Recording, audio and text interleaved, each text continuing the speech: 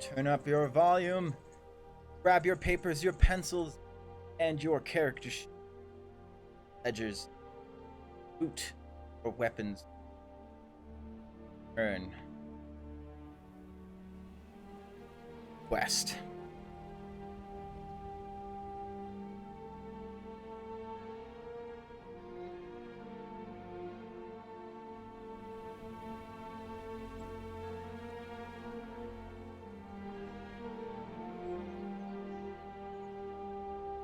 Can you guys hear me all right? Are you guys getting some choppy audio or what?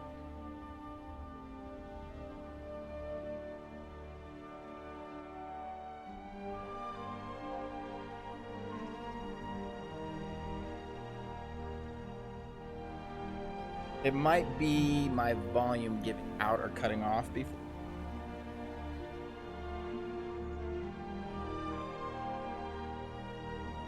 Turn off.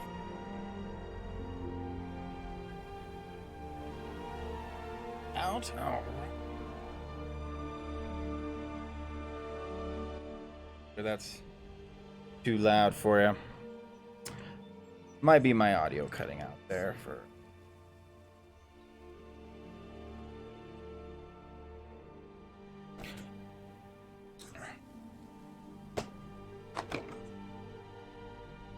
Fine over there. Sounds good.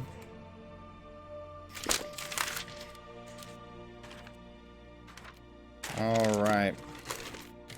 My friends, my compadres, gather around as we look into the crystal ball, back to our adventure. When we last left off, our heroes succeeded in their dungeon run of the Tomb of the Lizard King. After saying their goodbyes to Larkow, our black scale friend, we headed back to our home in Dracovia to celebrate our newest members and their knighting of Spyra and the Fawn and Harmony the Tiefling. We arrived home to warm greetings and familiar faces. Harold had arrived in town with a traveling caravan of merchants. He told us of his travels and about the news in the local surrounding kingdoms to the southeast. In light of our return and the forthcoming party, a gift arrived to the royal family. While Max was playing with the dungeon princess, he turned to see in horror as a plume of purple smoke consumed the dragon queen. Someone had trapped the box. Max dashing over to Megara to find. After a few moments, she lay on the ground. She came to, a little dazed, but nothing more. Max called his knights to the war room, and after investigating the box that contained the smoke, we found a contraption to be hidden within a melon, a oddly colored melon with magenta of sorts. It's had pink shade in its lines. Through some research in our Night Blues library, we discovered a clue to where this strange melon came from.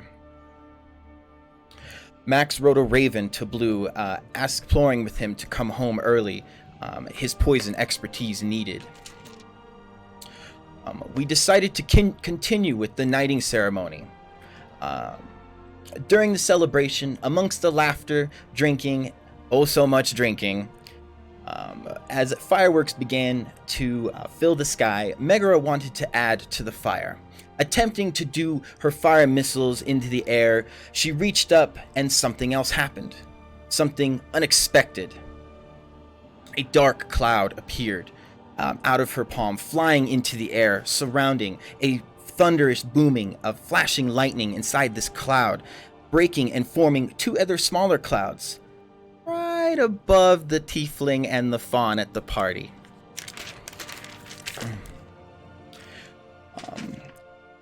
A few people had noticed that Megara's hand began to change, at least as if the skin on her hand was a cluster of golden scales. Megara quickly left the party, clutching her hand. The tiefling and the fawn began look up into the clouds and see this rain dropping above their location as everybody stands in kind of a what the fuck situation. We now return to the kingdom the next morning inside the war room. Alright, guys.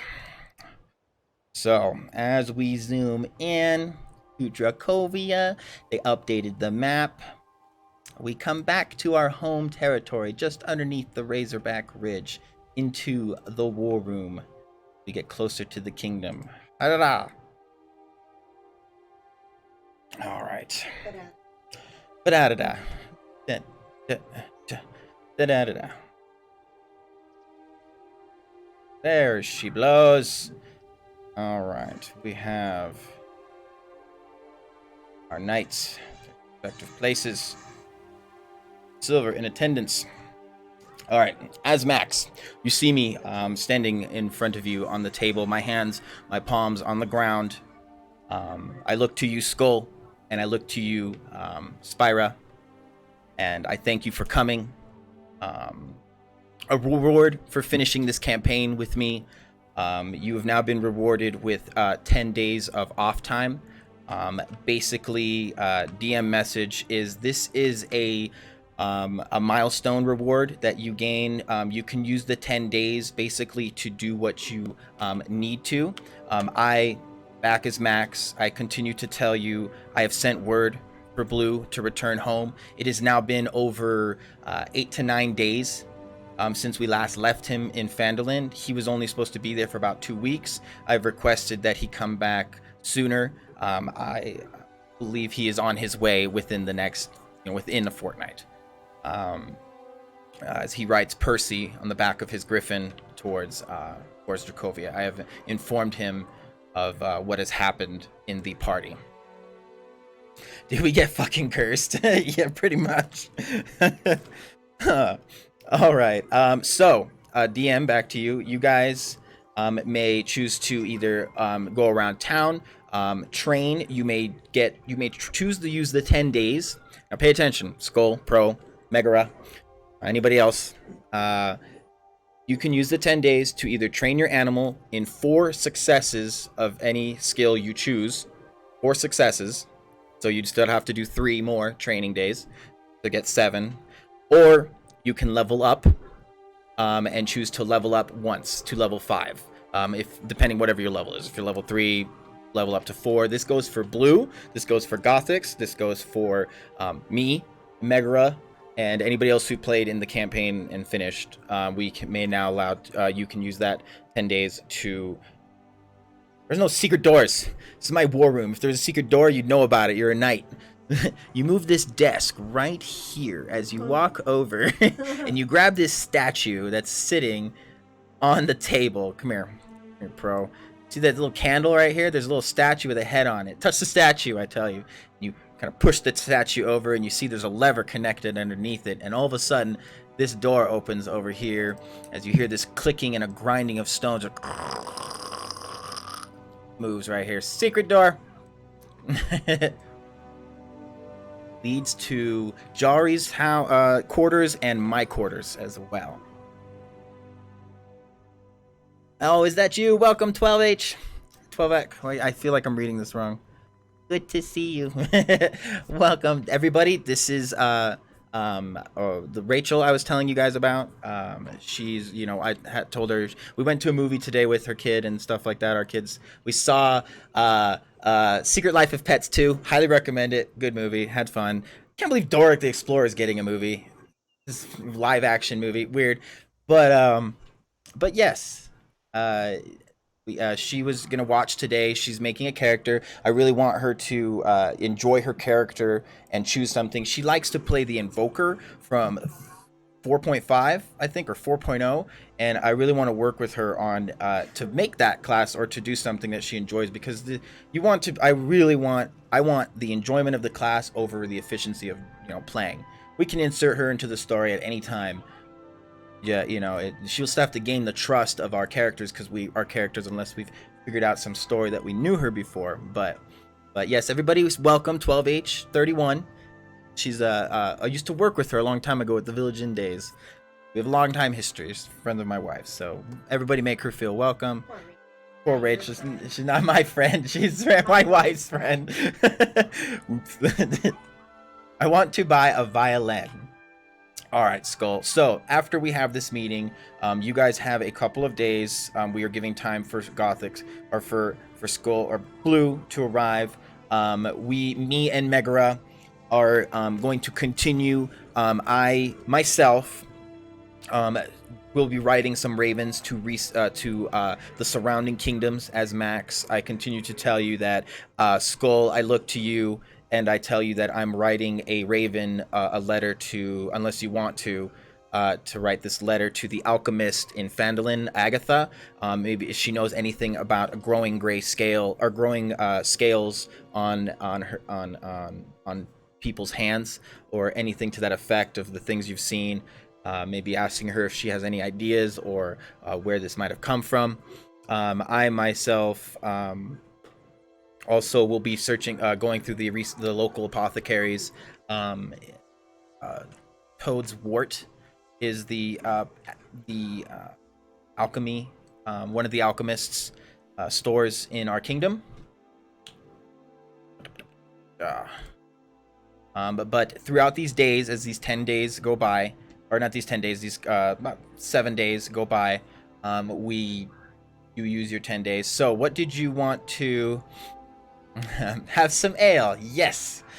Thank you. Do you have any interesting? I still have a jar. Actually, as a new figure enters into the banquet hall, she finds herself a seat. This person, we won't describe any pronouns.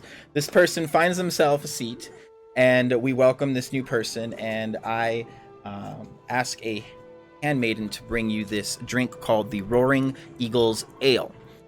This bottle is brought to you, and I nod to you, and I welcome you into our banquet hall as you see yourself surrounded by a colorful cast of different creatures, a fireplace behind, as this table connected by two sides lead through an opening in the middle. 4 columns hold up the ceiling around you, a aviary connection to the upside of the wall to the left of me. Behind you, just above you, a entrance for the griffin Percy and the Dauphin Molly, as you see a half dog, half griffin look down towards you and probably licking her vagina. Skull, you say you want to buy a violin.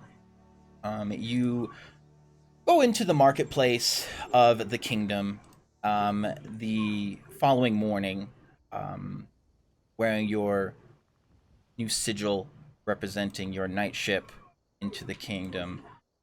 You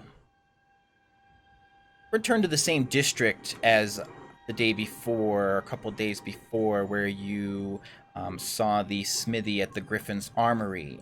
You continue a little down the ways, and a smaller store in a nook just north of the Griffin's Armory. You find yourself in front of the a gentleman selling musical instruments and such, a bard.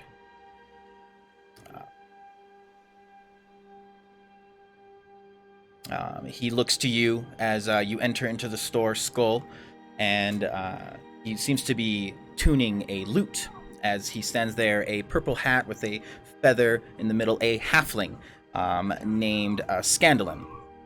He sits there tuning a lute as he looks to you, and he goes, welcome. What can I get for you? Please feel free, check around. Let me know if you have any questions.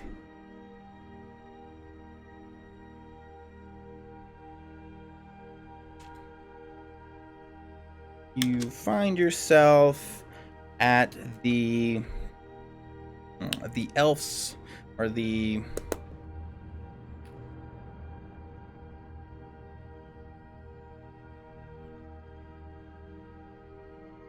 banished lute.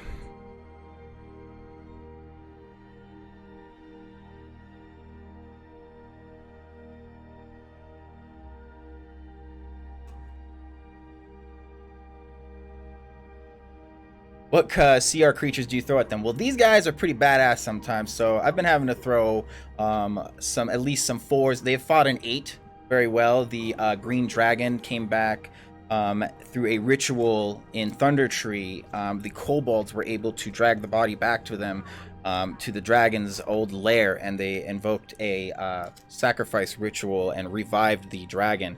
It's missing its eyes. It had purple glows in its eyes. A half-dead green dragon almost killed the party. Only 4 of us were able to. We had to fight him. We didn't have preparation. It was freaking cool. It was scary. I'm just looking for a good, reliable violin. He jumps off the table. You see him wearing some soft purple velvet frilly pants with these pointy-ended shoes, no bells, and he walks over to a display. It sits on the side, a very beautiful red hickory wood. He looks to you and he goes, this is quite nice. Not too expensive, not too cheap. As he looks to you, he goes, it'll cost you about 45 gold. He goes, it's pre-tuned. I sit down next to Rachel and ask, do you get to the Cloud District often? Skyrim. Actually, it's my first time. My DM literally tries to kill us. You want that, though. You want that challenge. There's no fun if there's no challenge. Silver actually follows you into the store. As he kind of pushes the door open, he actually takes kindly as he's sitting there talking to you. You see behind you as the door kind of creaks open. It's a pretty nice, warm, sunny day outside. You see he pushes his nose through. Silver kind of, and he actually looks towards the wolf and he goes, come, doggy, is this with you? As he seems very well taken to the animal. Unlike a lot of the store owners you've seen, he doesn't seem too worried about Silver entering into his store. Okay. Did I miss anything? Did I miss anything in chat? Nope. I'm kidding. Of course you don't. Frickin' Skyrim. So, answers on the what would you like to do? Would you like to use your 10 days off time to level up 1 level? We can do that today. I'm prepared for that. Or we can do 4 successes for your animal training in whatever skill you like. You can also use that 10 days to kind of lower prices on things like if you wanted to do armor sets and build armor. On top of that, I'm actually going to use my 10 days to train. I'm going to use my off time to train. I'm going to level up. I also want to take some of the dragon scale from the green dragon. The first time we killed the fucker, I want to take that dragon scale and go to the Griffin's armory, or find the smithy, and see if he can fashion me some armor.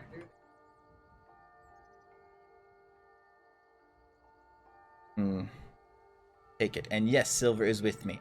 All right, go ahead and let me get also real quick, since we haven't done this in a while, let me get a count of your guys's gold. I kind of have close. I think pro I have you at 478, somewhere around there. Let me get a little ledger. So negative 35 for you. He pulls out a little purple sack with a gold tie around it and puts in the 35 gold, and he goes, aye, and if you ever need any repairs, come to me, no problem, and I'll get it fixed. My first time is free, okay? And he smiles and winks at you. He tells you your first fix is free, and tuning, and also any supplies, broken strings. As you are, putting your coin stack away, he kind of catches eye, look at your coin, and he goes, well, also, if he looks at you and he looks you up and down, and he goes, well, you seem like the adventuring type. I see that nice fancy sigil on your chest. You might not find strings and such repairing supplies out in the field. I could sell you some supplies, so if you ever need any repairs out there in your adventuring ways, you have a way to fix it yourself. Okay. One stomach kid, of course you don't. Yes, keeps us on our toes. Take it, and yes, silver. Okay. So, what was the answer on that, guys? I kind of need a one on that. Is I'm going to level myself up to go to the blacksmith and make a weapon. Okay, very good. Good. Pull that up.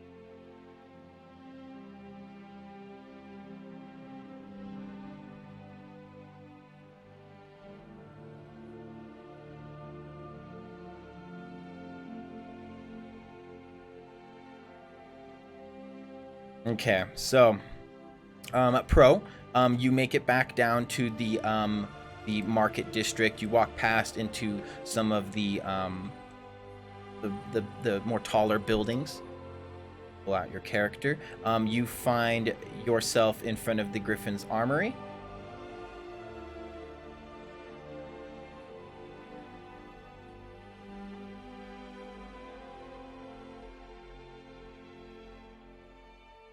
It would take me to learn how to use it. If I get caught, teach me. DM question: how many days would it take me to learn how to use it if I can get him to teach me? Well, you are a performer. I would say he can. Hang on a second. I got something for you. Give me 2 seconds. I got something. Let's pull up. Okay, so you make it in front of the armory. You see yourself in front of the dwarf smith, Gimli. He has a long face, matted black hair, and sharp green eyes. He also wears a little studded armor.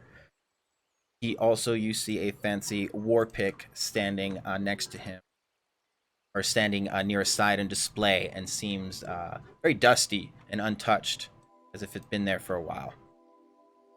Pro, I pull you out right here. As you walk up to the store, Pro, you see him hammering against the anvil, and as he cools the heated metal onto the into the water. He looks to you as he continues to hammer. Oi, what can I do for you? And what would you like to do?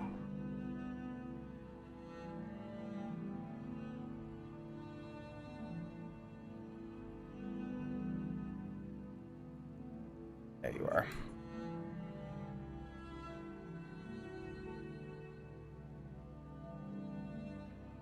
Really, I always thought you had more, Skull.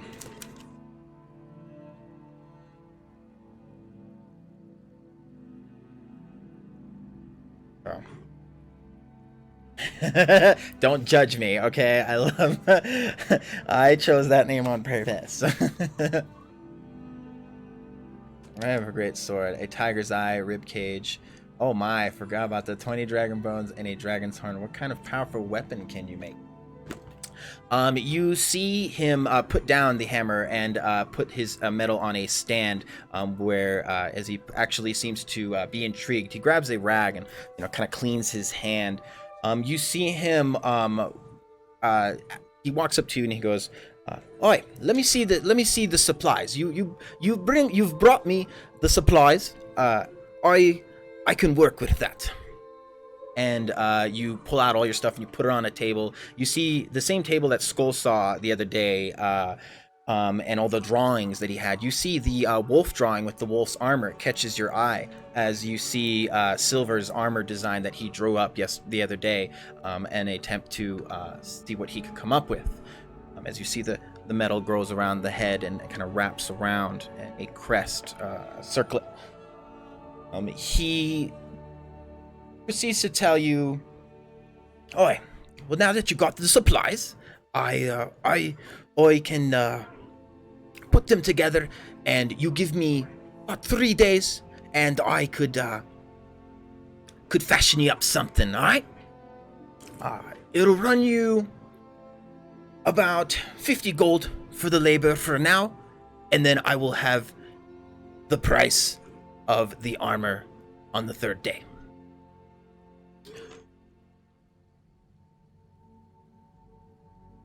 Okay.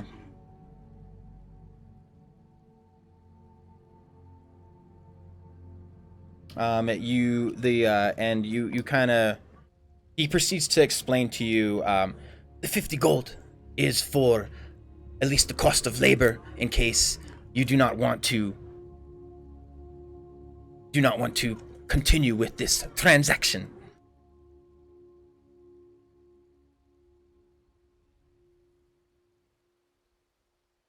So you have a great sword, a rib cage, 20 dragon eyes, and a dragon horn, huh? Let's see. Let's do something, right? Meow. What about you, Skull? What are you doing? How many days would it take me to learn how to use it? So I would say, okay.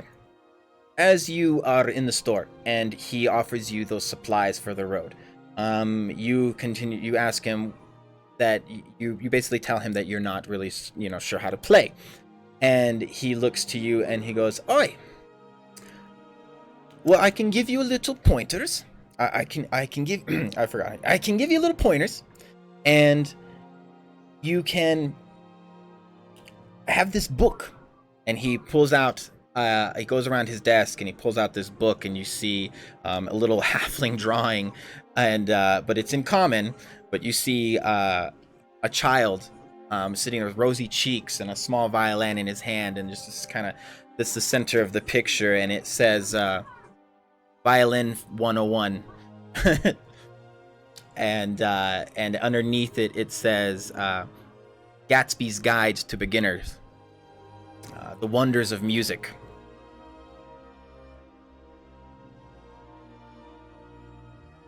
He tells you that I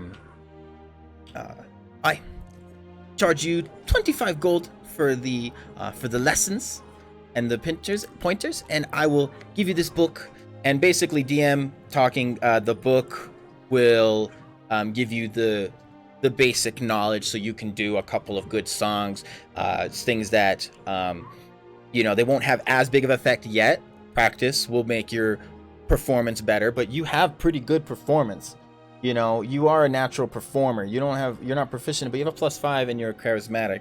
So, I'd say it gives you about a +2 for your for a performance check with the violin. For now, with the book. So at 25 gold. No, sir, I want a weapon. Oh, very good, very good. And he goes, "Oi, very nice, very nice. You're more of the aggressive type, not the defensive type, huh?" And he kind of chuckles, and you see him kind of walk over, and he kind of pushes some papers aside, and he grabs a new parchment. He kind of cleans his hand on his side a little bit, and he starts to write down some things. And you start to see him draw this sword, and it looks like it has a lot of jagged edges. It seems like the rib cage is brought around and made into the hilt. You see a couple of the gems of tiger eye adorning the center of the hilt. The sword seems to come out into a jagged edge, and he seems to have added the dragon bones in a sharp manner around the hilt, and he basically adorned the hilt in dragon bone. So let's see. Say plus. Give me a second while I design this. Anything else, guys? Blue, it's good to see you. I hope you didn't. Did you miss our intro? It's fine. I'll catch you up. Unless you were here for that. Offense, not defense. How many days though? Oh, so say 2 days of pointers and 2 day and the book. At 25 gold, that'll get you a +2 with your violin checks for performance. So that actually would give you a +7. Can I still train Molly? You need at least 10 days for the 4. I will work with, if you want to spend 4 days on training, that would give you maybe two days. I'd say 1 day, honestly. For every 3 days, you get 1 day of trainings, but the bonus of doing all 10 is you get 4. So you would get like 2 successes for 5 days, 1 success for 3 days. So 3 days of off times. You have 10 days to work with. This is good. I like this. You can discuss this. basically a lot of this today, you know, like I figured we'd do this for a little bit and get things done. I have, you know, what we need, but would like to train her then. Okay, so you want to do 10 days of training, or you want to do how many days of training? Where's Gandalf, Aragorn, and Legolas? Well, one of them's our alchemist. The other one is one of the guards in the tower. That guy over there. I always love bringing names that I've liked in things. Our captain of the guard is named Jory Cassell. Jory Cassell is from it was Stark's like left-handed man, trusted man, and he got an eye in the dagger, a dagger through the eye by Jaime Lannister. Spoilers for first season.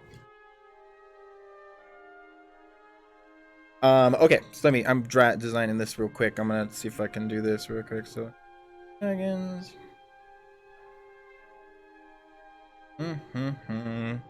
Let's do.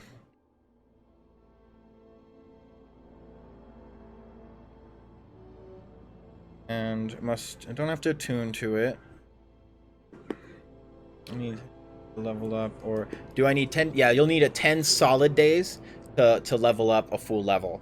You can gather these days and you can save them too. If you don't want to spend any of your, like, all your days off, this is like basically like paid vacation, you know. You have 10 days, you can choose however you want to use them, you can save them for however you long. These are days you have earned as soldiers in my army, and as like, I pay you, I compensate you, not just for protecting me and becoming my friend. I compensate you for your time, and I make sure you're taken care of. So you have the things you need to be happy and comfortable. Spain, let's see. Let's do. Oh no, 20. And.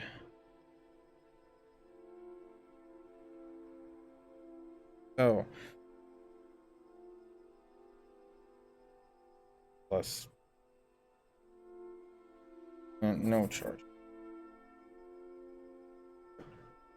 I'll spend my time with the violin playing it for silver, and I'll buy the supplies. If that's all, I will go into the description of what you do with that. If you're done with the store, I will train Molly. I really want to use her more. Did I miss what your answer was, Blue? Did you hear what I was saying earlier? I'm sure you were hiding in the thing, but I actually had some information for you about your character. Basically, I had sent word for you to come home early because of what has happened to Megara and the Queen. You were only supposed to be out there for 2 weeks, as you and I discussed in person and in character.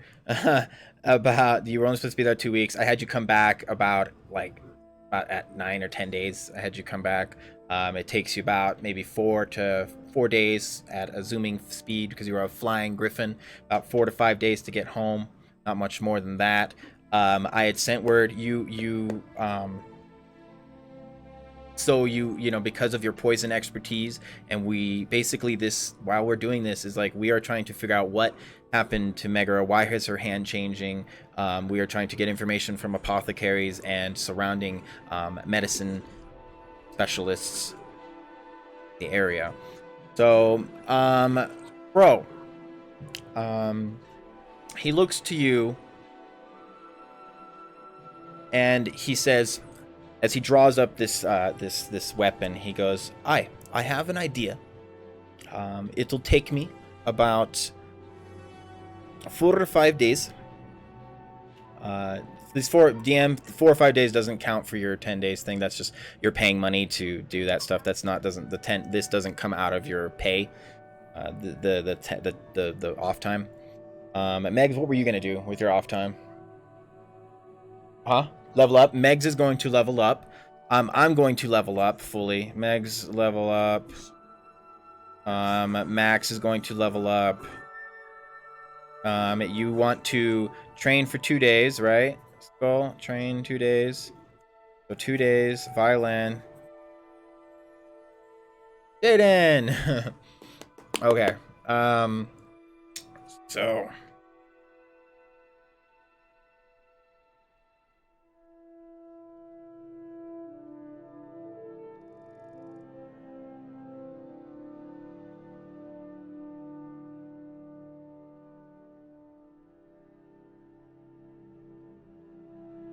Okay, so pro, so you had an idea. Okay, let me know. Tell me, please. This is the time. We kind of have the free time right now to do stuff. Like this was a day to figure out what you were going to do before we head off on an adventure.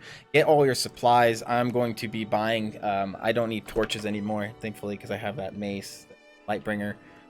I was about to buy that stuff, but you can hit the stores too. There's still the apothecary to check out. There's still heralds too. Harold is still here in town, but he will be leaving probably on like the first or second day of like the first times of those trainings. So he won't be here for the full 10 days because he's got to get moving. But we will probably see him on our way out. Okay, pro. So, ready? Listen up. All right, I got something for you. All right, I know you're here. I would like to train Molly. I really want to use her more. I spend all the time training. Okay. Yeah, and you the 2 days thing is you still have free time on the 2 days. Like that's not I'm not taking that out of the thing, but it would take 2 days of training like to with the violin. And we're going to be here for about 6 to 7 days. The 10 days of off time is you've earned that time. Like I don't count that as like you've spent 10 days doing this, you know. You've earned that time, you're just cashing it in. You know what I'm saying? So, pro. I spent all the time training on the violin. Oh, okay. I get what you're saying. But you don't have to do that. I was saying is that like he can do 2 days, you're paying him, you're not, you know, thing, but you have what else do you have? Like, there's also, like, there's things you can do to lower cost. Like, you spend, say, the armor, the smithy says it takes 5 to 6 days to do something. You can use some of that time off and you know, take time off of those days. And be like, you can get it tomorrow for the cost of 4 days. You know? You know what I'm saying? But, pro. So, Gimli looks to you, and as he brings a piece of paper and he kind of shows you, he goes, "Oi, I think I got an idea." And he starts to explain about, you know, how he wants to connect the bones to it. And basically, he can create for you, it'll take at least 3 days, a sword that would basically be effective against dragons. Now, I don't want to tell you everything about what the sword can do unless you want to buy it. If you want to buy that sword, he tells you he will need the cost up front, and to give him about 3 days, and he will have a sword worthy of a fight with the dragon. And he has an idea of what he can do for you that will cost you about 100 gold. 100 gold, and he can get you a sword that you might like. If you agree that you want to buy it, then I will tell you what the effects are. All right, I got the effects written down for you. I got what it is. What would you like to do? Skull. You want to, and what you can do, Skull? It's because this is very, you know, this is negotiation times. You can use some of those days, like the 10 days that you have. You can use like, you know, however many you want, and like use that for training instead with the violin to get like to actually know how to play it, and you will gain like more proficiency with it. I use my scroll of augury and tell me everything the swords. Really? You want to use it? Are you invoking that scroll of augury? I will tell you what it does. That is completely okay with me. I just need one more confirmation. Yes, I'm using the scroll of augury. Basically, I told her the scroll of augury, Jaden, is a one free question to the DM. I can't account for something changes based on the accounts and actions you guys take, but if you want to know where the boss is hiding, where is this, what is this, does this work, I will tell you, you know. One good question. She's been holding on to that since we started. She's been holding on to that one for a long time. I never forgot she had it though. Here it goes. My lord, from people I was training, 4 recruits stood out to me. This recruit will work as the alternate characters for Pro Skull Golf Me like this. Oh, okay. A blank character. I like. If they others would like, so like this, in case a character dies, they won't have to be told all the info from the very beginning. They would have knowledge of your kingdom and such. I like that. I like that a lot. Honestly, I would probably use these characters in our one-shots too. Hopefully they don't die. But we've been talking about doing one-shots too, where we would have characters where we just go crazy all out. Like, I'm just throwing everything I can without giving a damn. You know? Oh, beholder! Out of the box. I have this scroll for almost a year. Yes, now is the time. I would like to know everything about the sword. Okay, as you are talking to the guy, and he stands there with his, waiting for your answer, the short dwarf man, he's actually about your height. His green eyes glaring into your soul as he stands there, you say, give me a second. And in your social awkwardness, you turn around and you pull out this scroll, and he's kind of looking at you from behind and kind of trying to see over your shoulder, and you just see this glow from the other side of you, the view facing towards your back, you facing away from the view. This bright glow happens, and you pull out this scroll, and it glows in the store, and a couple people out in the streets notice this bright glow all of a sudden emanate from the opening of the smithy's building. All of a sudden you hear this voice, speak to you. What is it, my child? And you ask, Almighty One, what is this sword that he's gonna plan for me to buy? And the answer starts to boom, and only you're the one that hears this, and the guy's starting to freak out and think you're crazy as you're talking to nobody. And you hear this voice inside your head go, the weapon he has designed for you is called Dragon's Bane.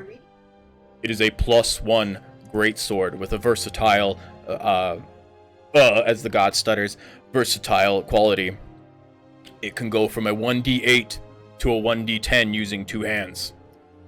It does +3 damage against dragons, and on a 20 crit roll, you may add 1d8 damage as the poison from the bones of the green dragon emanate over the sword and create this green effect, wrapping and poison, and you add 1d8 poison damage to the sword.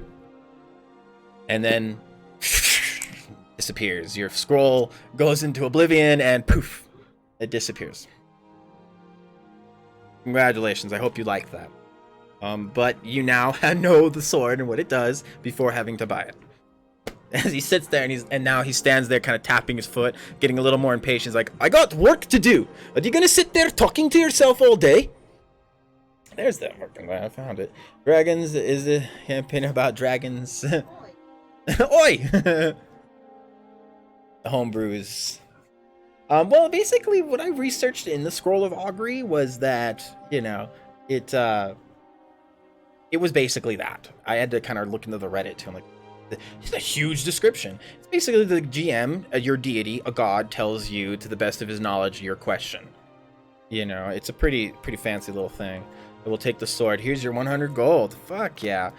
He smiles. He kind of brightens up a little bit. He went from a slouch to a happy stance, and he puts his hand out. You see him pull out. He has like 3 little satchels, brown in color. Pulls out one of them. You hear it. Puts in the 100 gold. Go ahead and minus 100 gold off of your self there, pro. 378, I believe. And you have yourself. So we will, you leave the supplies with him, and 2-3 days go by.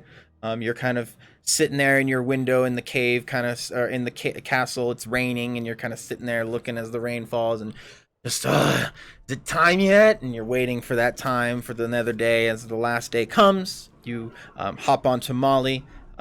You see us kind of standing around in the banquet hall as, things are moving around, and I'm taking care of business, signing things.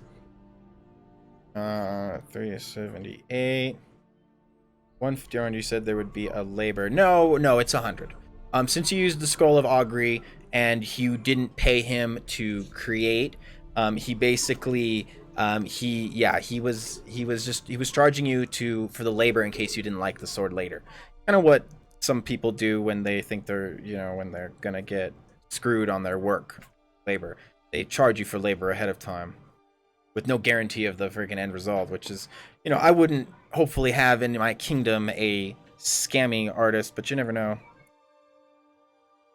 I don't use my entire off time to train the violin. Okay, so that 10 days, you're proficient. You actually use that 10 days.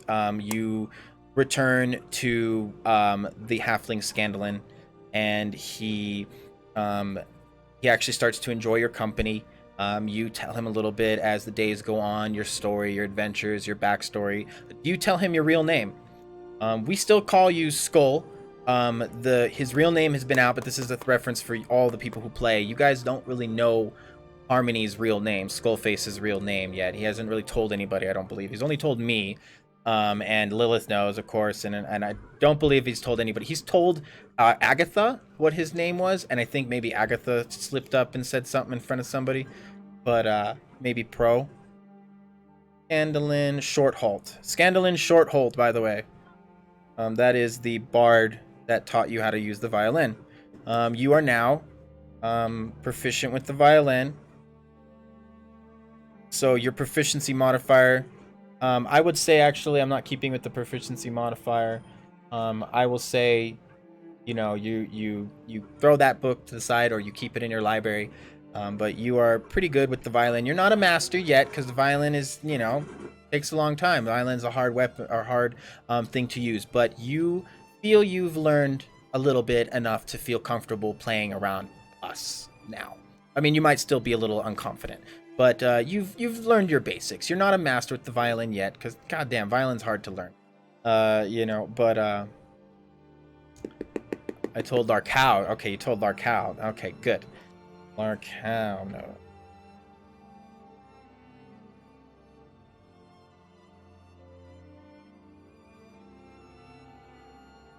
Okay. All right. You do tell him that. Okay, Scandalin knows your real name too. I would say you get a +4 with your violin checks, so add that to your performance. So, actually, let's make that a +4, and you will have a +4 with violin when rolling with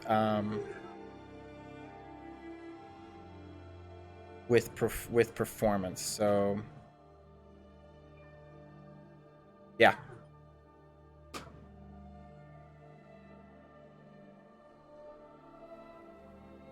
So you have a +4 with the violin for now, and we will add.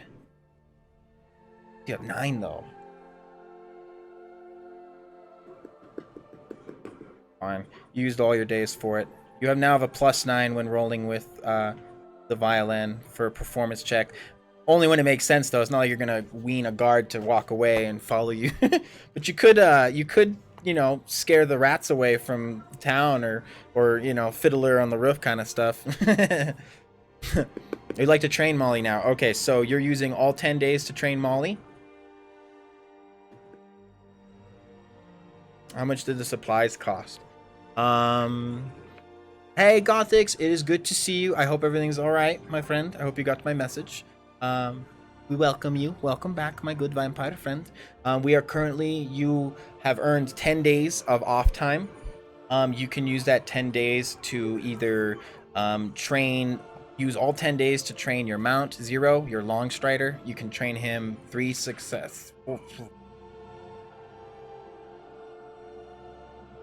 successes for full 10 days, or you can train a level up, and you can gain a level and become level 5.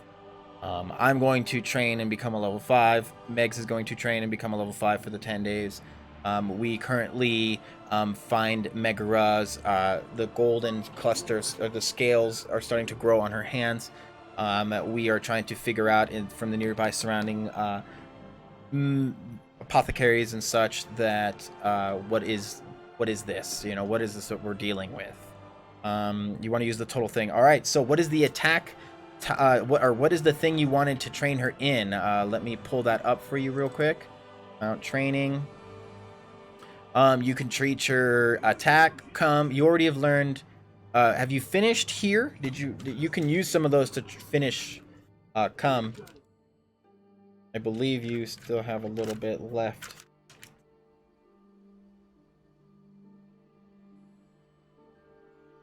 La la la la la la la la la.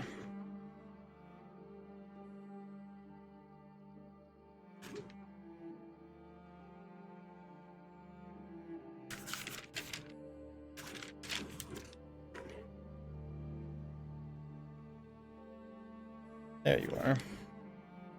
So, Pro, you have 5 successes. Goal is officially, he has finished training Silver in Guard. Can I use 5 days to train my mount and 5 days to learn train yourself? So what I would say, yeah, the 5 days you could use to train your mount in 2 successes. You would train your mount in 2 successes, like guaranteed successes. And you would basically move your XP up to a half point and be ahead of everybody in the leveling up. So this basically moves you up half build XP to the next level. I am willing to do that. I would say you gain about you could gain 2 days of successful training. Blue, you also are pretty much on your way back to Phandalin or to home. What did you want to do with your 10 days that you have earned as well? I see you'll be back, but just so you think about that, it isn't 50 gold. No, you're not. It's the 25 gold. You paid him the 25 gold, so you minus that. Okay. I'm going to assume it's 50 gold. No, not for the you did the 25 day. You did the 25 gold for the first 2 days. He was happy to learn with you for the next 8 and teach you, and you guys played many songs. He played the flute and the lute, and he kicked his boots, and you guys were merry, and people heard your guys' music from afar. A couple people, seemed around. It seemed to attract a little business to him. You've seen a couple of customers come in and hear your music, and you continue to play a little bit, and because he kind of moved you on as you see somebody entering into his store. I see the glass stained windows to the left. As the door opens, you see him walk over to the person, and they seem to be looking for some kind of a musical instrument. You see him sell a pan flute to what looks to be a human, tall man, slender, black hair, a cape around him, kind of brown with a yellow kind of lining around it. So it seems that your guys' music and stuff has been kind of attracting people to the area, or to his store. So he seems to be happy about that. Do you want me to roll 20? For personal quest to find and purchase drink. Good. Get yourself drinks. Okay, so you could do the I would say 2 days of successful training. So what did you want to attack? You don't need to. So you're using your days, Pro. You're using all your days to train, right? That's what you're telling me. And that's going to be 10 days, and you gain 4 successes on whatever one. So heal, perform, guard. Perform is like, it's very broad. Perform for a trick is like it can try and distract people, and you basically can you tell her to and you could also like you could put stuff on her and she could pull a wagon kind of thing. It's kind of the same as work. Seek is another one you can train. Attack is the main one that you guys have been wanting, because attack basically lets them start attacking. You can start having them attack on your initiative.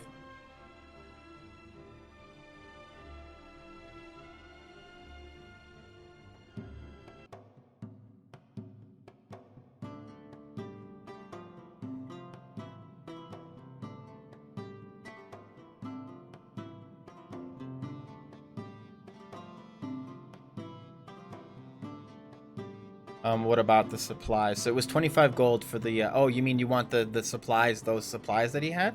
That'll be run you another you did do that. You did the book and the supply. Oh yeah, I was running you about another 10 gold for the supplies, a cleaning set, you know, oil. You open this, like, it kind of has a bag that you kind of open, and it folds out and has a strap with a button, and you open it up and it has like this rag and an oil and a couple extra strings, and it seems like a screw, a driver kind of tool to like kind of help you tweak things.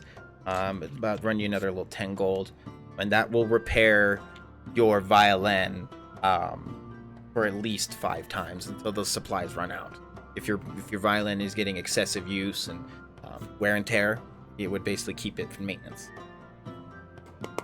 I would just be like, use one of your uses. So skull, violin.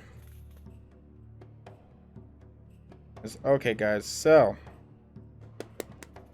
since nobody's leveling up, really, I'm the only one leveling up. You're leveling up, right? I can hold off on leveling up until, because I want to make everybody sit here and watch while I do that. You're done, right? You're ready to go. Do you add all your numbers to your proficiency? Because we can get going then, and it's fine. I still have everything. It's no biggie. Well, I'm trying, but I think we're good. I think nobody leveled up, so we're not really doing. Yeah, everyone did their animals. What's wrong with you guys? Yeah, Megan's like, what's wrong? I fucking told her. Like, they're gonna choose something else. What's wrong with you guys? So nobody leveled up. Everybody wanted to do something. Hey, that's cool, man. That means you're using the world. I love that. I really do. I'm totally happy with that. I just thought you guys would take the level ups. More power. But I'm cool with that. You're good. No worries. No hurry. We can still play at this level. It's fine. Just we are leveling up next time. For time. You can do it because, you know, if you want, while we're doing this. What was the name of the bard again? His name was Scandalin Shorthold.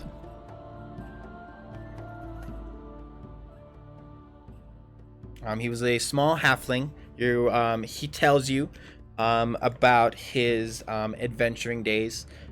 He is over 320 years old. His adventuring days. He tells you about his daughter that he had lost for a long time, that he ended up finding, and they, when he was done adventuring with his old adventuring group Vox Machina, he was able to, he settled in our kingdom. He had heard about Max, and the way he rose to power wasn't through royalty and blood, was through sacrifice and friendship, and he respected that, so he decided that he would like to settle in this kingdom. But it seems that he's actually he's battle hardened. He's not just a bard. He was a bard that was in battle. He wasn't just a musician. He tells you about how he used to be in the circus when he was younger, before his adventuring days. He has a lot of fucking details. Sorry.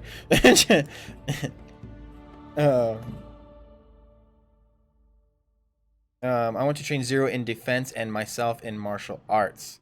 Defense. So what would be a good defensive skill? Let's see. Defend, yeah. So defend would be close to guard. Basically, you can tell him to like guard, watch an area. It is basically, if you want to, like, as far as like gaining AC and stuff like that, like armor, you would need to make armor for him. You would need to make armor so he can have a little more defense. All right, guys. If that's all, let me see here. Name of the bard. Battle Bard. Yeah, he's the Battle Bard. Turn 20, halfling, daughter.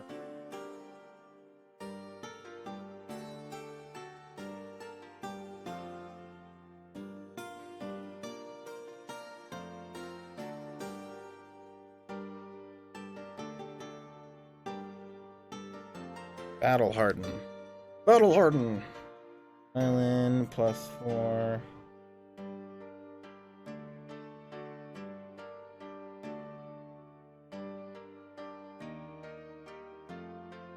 Cool. Looks like you're going to be entertaining us in the fucking bars here soon. I want to finish here and start attack. I want to finish here and start attack. Very good, pro. What, your last spell? Yeah. Megan's been working on her spells that she wanted to choose. Thank you for ever want a friend to visit when I'm in the kingdom. Come find me and I'll come right away. He looks to you and he smiles. He goes, "Oh, I've been to a couple of the king's parties. I've seen how you guys like to party. I heard about that drunken escapade in the watering hole just outside the walls." The king likes to party. And so do I. God. All right, my friends. So you want to finish here. So I gave you 4, right? You used all 4. Let's go. Pro has here, so down. So 1, 2, 3, 4, 5.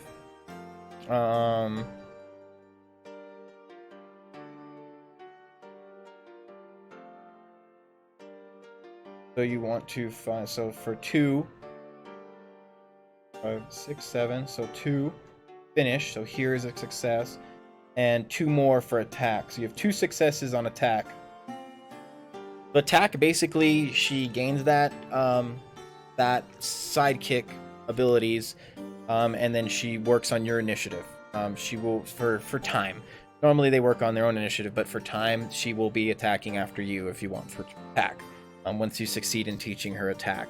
0, you want to learn how much would armor cost for my mount? Well, you go ask. You find yourself, Gothic, sitting in your chambers. Just after the meeting, you sit there on the table kind of staring into the mirror, and you don't see anything coming back at you. Your clothes is kind of attached and attuned to you, so your armor, your silver thorns, also does not reflect.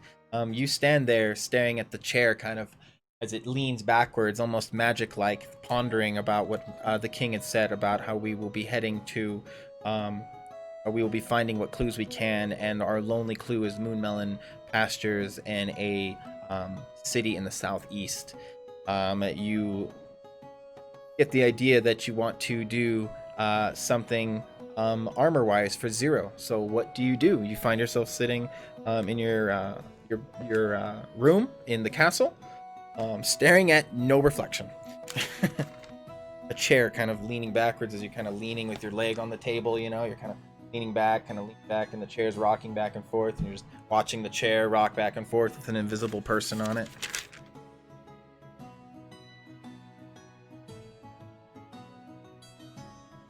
As your vampire self has no reflection. I would like to finish here and start training in attack. Alright, so you have 2 successes. You used all your 10. Very good, pro. More 10. Skull, you're -10. Blue, what would you like to do with your 10 days? Do you want to train Percy in attack? Do you want to level up? You are level 3 right now. You're very close to leveling up. You're only like 1 encounter away, really. A big encounter away from leveling up. But you can basically level yourself up and be almost ready to level up again. You basically just move your XP meter to the next spot. We're not that close, but close enough, because you have to do more XP on the next level. I go to the local blacksmith and I ask to customize some armor for my Landstrider. So, Gothics, you think about 0 and how he got attacked by the bugbears back in Phandalin, and you get this idea to maybe armor him up and get him some things. His body is a lot smaller than his legs being longer. To those who don't know what a long strider is, if you've ever seen The Dark Crystal, which Netflix is doing a show on, I believe, it's a very long creature. I will show you a picture. Gothics, you find yourself leaving the castle. You see in passing Jory. You nod to him. He nods to you in a very fashionable manner, kind of a deeper bow as he's walking, but keeping a stern walk as you walk past each other in the King Castle's hallway. You make it outside. You get down to the market district. You see Harold in passing, and you make yourself to the Griffin's Armory. There you see Pro with a fancy new sword in her hand, with this dragon bone in the hilt and a rib cage wrapped around. The metal sword comes out with jagged edges on the side. I'll give you a picture sometime, Pro. If anything, I'll draw it up. But it's got a tiger eye in one end and the malachite in the other. So the brown and gold on one side of the hilt, and the other gem, the malachite, so a green gem on the other side. You see it kind of glowing with a green green essence, and you ask Pro where she got the sword from, and she proceeds to tell you this is made from the bones of the dragon that we slayed back in Thunder Tree and in the freaking mountains. How many more days until my weapon is ready? It will be ready by when you get there, Skull. This has been about the 3 days later, and Pro is picking up her weapon. And you see her doing so. Pro, it does 1d10 with 2 hand or 1d8 with 1 hand. It has reach when it's the 1d10, and it does +3 damage on a dragon. It is called Dragon's Bane. And it also, on a crit, you can add 1d6 poison to the damage.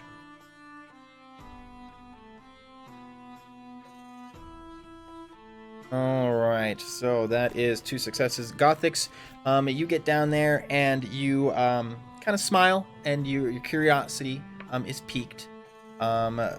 Zero follows you down from the kingdom, or from the castle. And I always look for L, but so to those who've never seen Landstrider before, this is what they look like in detail. They stand very tall, their bodies around. As you get down to the Griffin's Armory, you walk up and you see a short dwarf, brown hair, green eyes, curl and tied knots in his beard that move down in intricate order to one big one down here, kept decently short. As to notice a couple of singes from the hot fires, the embers that seem to bend hairs on his face. You proceed to ask him about armor, and he looks to you and he goes, well, what's the creature that you have the armor for? And you kind of point out, and you go outside a little bit, and you point to this longer strider, because all he can see are the legs. And you see him walk out, and he goes, "Oi!" as he looks up, and he's like, "Oh, that's bloody tall." And you're like, "Well, I might need you to take the measurements, but give me a sec." And he kind of shuffles in, and you kind of hear him kind of mumbling. He's like, "God, them business, and I guess I can't complain." And then he pulls out his paper and parchment, and he starts to begin to draw up some ideas. You see now on the table next to you, not only the wolf art left over from his idea sketches with skull and silver, you see now the Dragon's Bane art for the design and the different the sketches of him and the what he wanted to do with the Dragon's Bane and the sword. You see him drawing up like these shoulder pads, and then you see this chalice that's a little longer, and it kind of comes down a lot longer, being as the Landstrider has a very long face. He looks to you and he goes, "Well, it'll take me about 2 days, but since you do not have the supplies, I can I can muster you up something." And he draws up an armor. He tells you it'll cost about 150 gold with some basic steel. Take him 2 days. And he tells you if you come up with the supplies, it'd be a lot cheaper. Manager is black with red eyes and red streaks along his body. Good. All right, good. Black with red eyes. Very good. A black Landstrider. I've never described your Landstrider's color, so that's cool. I've always just described Zero as Zero with big, tall legs. I also tell Max that I would want to tell the guards if they see Larcow, describe Larcow, and tell them that he can use my room and they are to inform him when he wants. Very good. Being as you have your knight's sigil, they don't question it. They nod. You find yourself actually. You realize you kind of look around for me and you can't seem to find me. You're wandering the hallways a little bit, and you can't seem to find me. And somebody leads you to Jory's office in his chamber, or his office for the king's guard. Basically, Blue is the hand of the king, and Jory reports to Blue, which in turn reports to me. He is the human that basically watches the army if Blue isn't doing that. Or he leads the army while Blue kind of does the other managements. But he looks to you and he goes, "Wow, what's up? What can I do for you, man?" And you tell him that you want to have Larcow and all that stuff be able to be, and you decided. Okay, sorry, I was paying attention over there. But he makes some notes. You see him grab out some paper, and he looks at you in the eye and he nods. He's very eager beaver. He's got a very chiseled jaw. He's got blue eyes and a brunette hair. It's kind of long, about down to his neck. He's got a kind of pointed nose, kind of almost a little bit of a brow on his nose. His eyes his eyebrows are a little thinner, but he wears his plate mail armor, has a silver to a blue lining around it and a red cape behind as he pulls out his stuff. I would like to go to an alchemist and make my weapon into a magical weapon. Okay, so I would say DM, alchemists can do, they do a little bit of the arcane, but I would say you would need an enchanter. And go ahead and make an investigation check.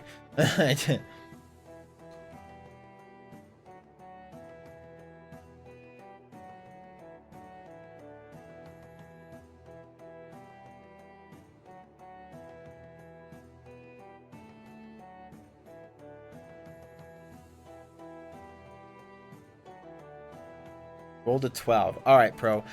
You look around town and you try to ask around a little bit around the nothing plus 1. You search around and you enter into one of the stores. You pass by Scandalin's and you ask around for kind of enchanters, some kind of magical properties, a wizard or such, and you actually come to the conclusion that there hasn't been an enchanter that has moved in. You almost give up, and you kind of, your head's hanging low, and you're walking through the market, and it almost starts to rain. The clouds start to come over, and you're a little sad, and you see Harold selling some of his goods next to his moving cart and a couple of the other moving caravans that are about, and he kind of calls to you, and he goes, "Oi! What's wrong, little fawn? What's wrong?" And you proceed to tell him that you can't seem to find an enchanter in the city, that there isn't really anybody with high magical prowess that has moved in, like a wizard or a sorcerer or such. And he kind of adjusts his glasses, his circular face, the pointy nose, and short balding hair up top, and kind of goes around. It's very gray, a couple liver spots on his face, but he adjusts his glasses, and his neck comes out kind of a turkey. And well, don't despair. There's plenty of kingdoms around here with enchanters and such. You just have to go to some of those bigger cities. Our poor king's kingdom is not that big yet, but I can see it's growing. So give it time, and I'm sure you'll have an enchanter in this city. But if you're in a hurry, there's plenty of cities in the south. I believe Port Demi has a harbor town in the south that has an enchanter. And he tries to think of what the name of the store was. He kind of looks up to his head. So I want to tell the guards of Fusilar Cow I want a magical sword, sir. uh,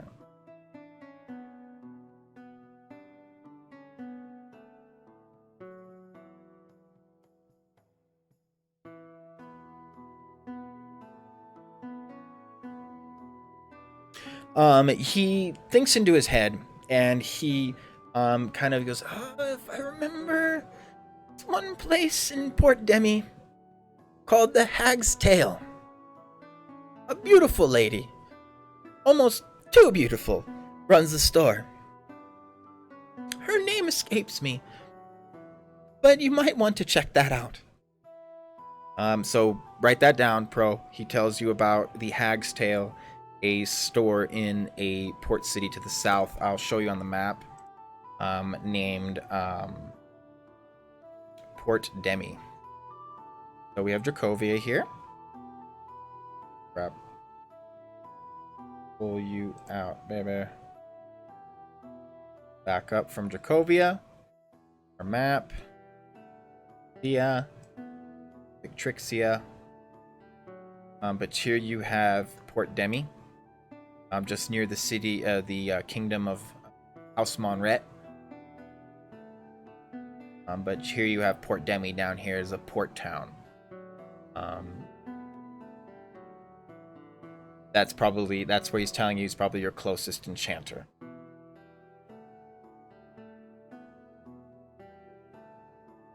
Okay. I want a magical sword. It's south. Yes. Write that down. It's called the Hag's Tail.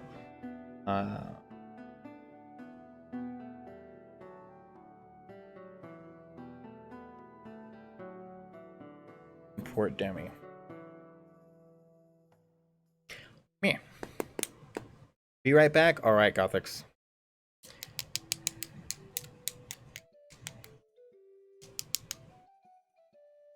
Okay. If there's anything else, Blue, did I get an answer from Blue? Blue said he will be right back. Blue, oh, you said you'll be back. Okay, so when Blue gets back, but otherwise, if that's all, we can get going. I'd say everybody did their stuff they wanted to do. Unless there's anything else you want to do or I missed anything in chat, please let me know. But I will get the second part of this thing going if you guys want.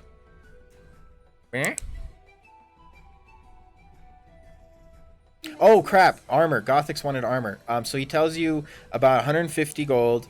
It'll take 2 days. But he can make you an armor.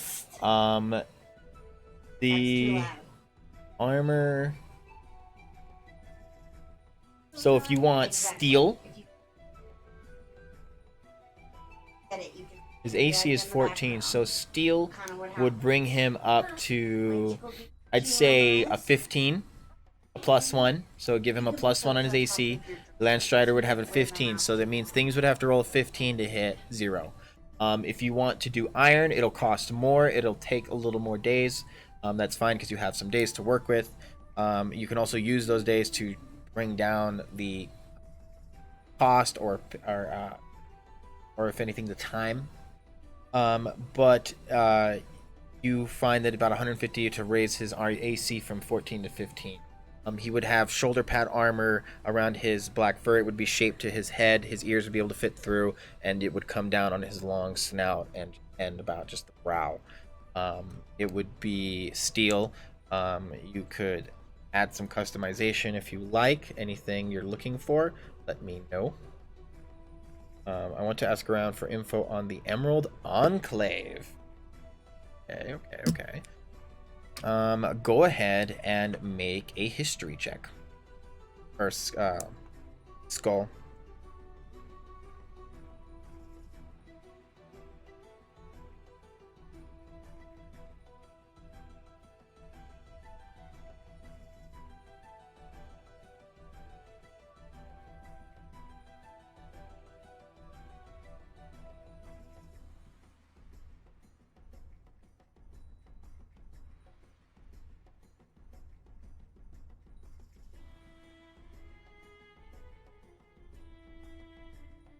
Confirm. Yeah, go ahead and make a history check.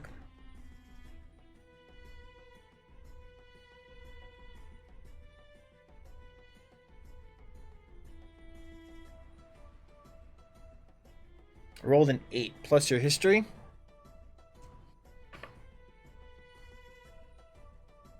What is your history, buddy? A +1. You rolled a 9. The best you get from your history check, and you kind of go through the Blue's library. Hopefully Blue lets you in. I'm sure he does. You go through Blue's library, the winding stairwells, and you search through some books, and the best you find about the Emerald Enclave is it was created eons ago, like back before the Fantean Empire was even created. You deduct it's one of the oldest living orders, but it has lost a lot of following. There are small sects that derive in the bigger cities, and some of the bigger governments still support these small groups. You remember that Brydoth Greywind, the druid from Thundertree, he was a part of the Emerald Enclave, and you remember him talking about that they hold the natural order of things. They believe that the world changes naturally, and things that try to hinder the change or alter the change or increase the change of the natural magics and natural world are sin against Sylvanas and nature. They follow Sylvanas. If you know who Sylvanas is, that is about as far as you get. You know that they worship Sylvanas. You don't find anything expanding on what Sylvanas is or who Sylvanas is, but you know that Sylvanas is a god of nature.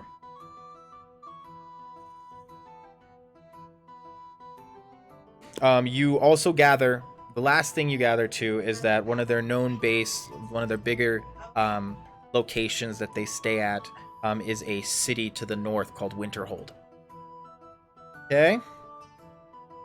Who's coming? Yep, pretty much. City of the North. Winterhold. A gasp. I gather the group together and tell them about the city in Port Demi. I tell them it is south of us and it's a big city. I would really like to go. So as the 4 days pass by, and we're waiting for Gothics, and me and Megs are waiting for word from the Ravens and the surrounding kingdoms, from Agatha, and we're going through the books in the library, and we're just trying to figure out what this means. That is this thing on her hand, something that gives us more than just a location of Moonmelon Pastures. You find us, you gather us together, and you tell us about the I'm still trying to find him.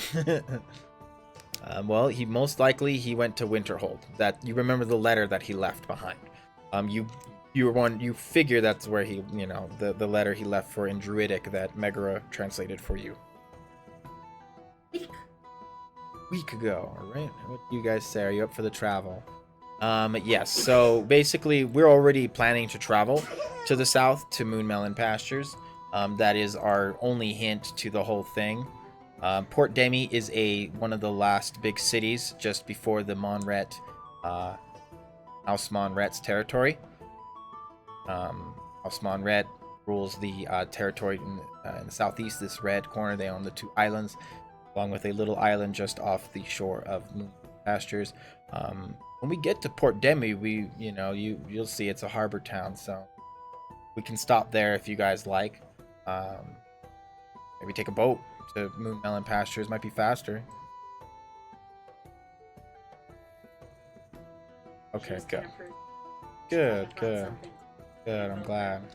Invoker. Yeah, I'm sure you can find something similar. A lot of the old 3.5 classes and 4.0 classes are wikied into the new things. I'm always, want you to enjoy your character more. If you don't enjoy your character, this boring ass talk is not going to keep you here. I gather the group together and okay, all right. But yeah, and feel free anytime I'm saying this stuff, write this shit down. I mean, this is canon stuff, so. And we're writing a book in which we will sell one day. I haven't had to use my dice tower yet. I go through a whole session, I don't even roll. Okay though. That's okay. I did roll a bunch. Yes. So let me just recap. So Gothix, are you here? Probably not. That's okay. Not a big deal. Blue, happy thoughts. Blue, what are you doing too? I kind of need answers from you and your character.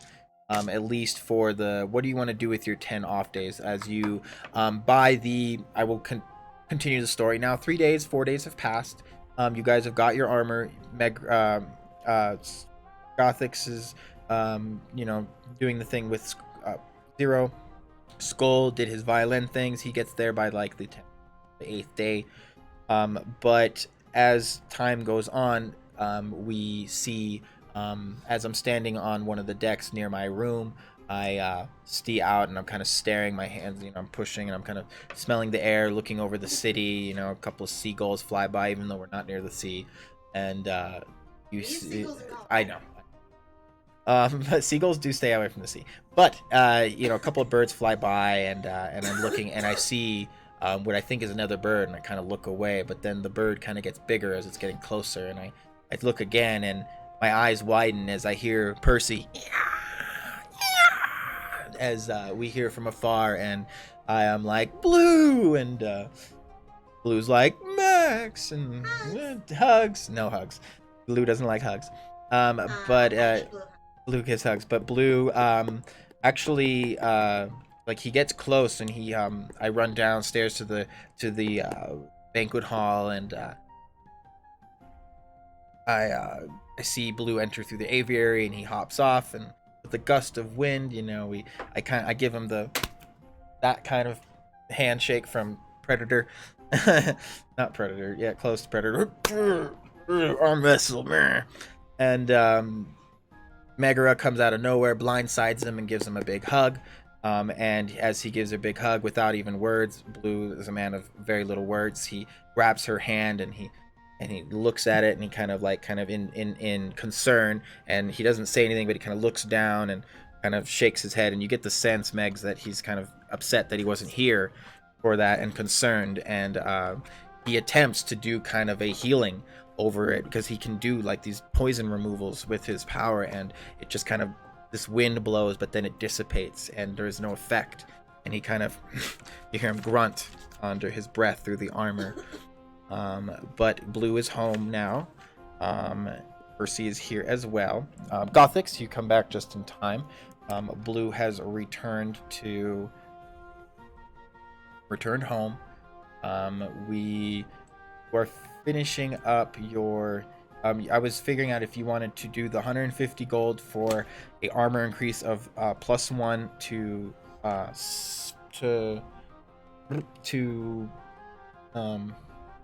0. He has a 14 armor class. Getting him some steel armor, custom made, will take 2 days, 150 gold, and increasing his armor class to 15 permanently, as long as he's wearing the armor. 150 gold. Guys, my friend just called, and she is bawling her eyes out. She is in crisis. It's alright. I'm going to assume we're running pretty close to when I'd like to end it. I ended about 10 o'clock. If you want, we can go into the training arena as we wait before. If you guys want, we can go play a little bit in the training arena. You guys want to go play in the training arena before we go on our adventure? How about that? Who's down? Fucking hands fucking out for as we go into the training arena, or who wants to go into the training arena? Show of hands. Let's fucking go.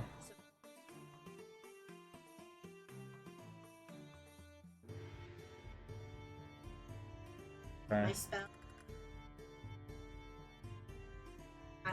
Okay. Yeah. Oh, cool. Okay. Yeah. I'll put them in your sheet. Okay, cool. Awesome. Awesome. Okay. Yeah. It's an automatic hit, just a dex save.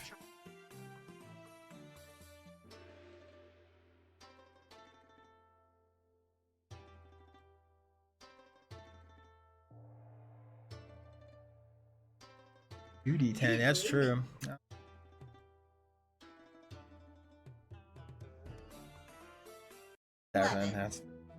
Let's go, he said. All right. So, after Blue arrives, Gothics, anything? Did you want to do that? Did you want to have Gimli? I want a fucking rematch. I don't know. All right. So we will fight. I will fight you at level 4. Let's see here. Let me pull up the training arena. So some of us gather near the crystal ball. The ones that are coming to the training session, we stand around on the table as the crystal ball is in the center, just in front of the king's seat. We reach down and touch the crystal ball. The light consumes us, shrinks us. You feel the world around you turn white. As the matrix, as the floor is gone, you feel weightless. You're falling down. You feel the ground come closer to you as you see it forming from the floor up and towards you. You now find yourself in the middle of the training arena. The zombies are gone. And you find yourself in our training arena. Kind of like the holodeck. Alright, Skull. You see the same scene you've seen many times before. The dust starts to blow as the tumbleweed that's programmed in just flies by. You see me standing in front of you, ready at the ready. A couple of people gather into the banquet hall as people are starting to hear that we are going to go to my base strength of 40. I don't know why it's at 44. Oh yeah, I got that permanent health thing going on right now. It never got removed. You still have that too, I believe, until that temp health disappears from the hot springs near the Sunderhill Mountains. 34. I will put you back at least at 34. Will not have you. I will go to base. I'll go to 4.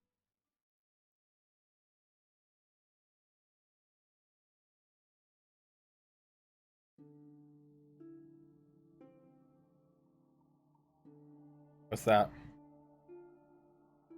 All right. So, I'll do it here. Skull. As we both stand, I yell to you. I'm like, all right, we tried this once before. I'm down to do this again. And roll for initiative as we both dash towards each other. Silence, super speed as the music begins.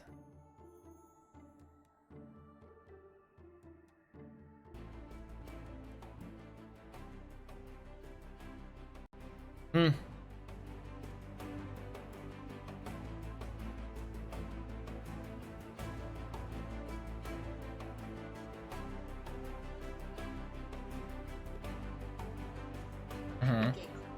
What is that? Oh. Alright, I rolled a 7 plus my 4, 8, 9, 10, 11. I rolled an 11. Skull rolling a 5 with 3 is 8. Oh boy, I go first. I move in. I'm not pulling any punches, my friend. I'm not even gonna let you get a hit in. Also, I'm sorry. I love you very much. Rolled a 12 plus my 6, so I will use my dual crystal swords. So 12. That's 18.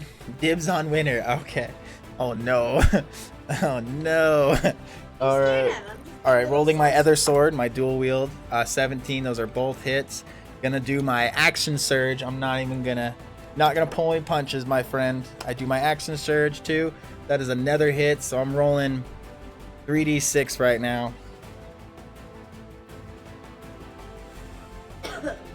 All right, let's put the chat type up. Sorry, I'm gonna put it closer. Roll 6. Plus 4 is 6. 4, 5, 6, 7. 7 plus 6 is 13. Don't judge me. 13 plus 3, 4, 5, 6, 7. That's 20 damage. Boom. As you see me dash towards you, the scythe appears in front of you. You strike down. I kind of do this dodge back as the sword cuts above my head. With that, I pull out my sword. I cut towards your leg. I stand up and I strike back twice on your back. You kind of strike forward. Your turn, my friend. I'm taking 20 damage. Jesus.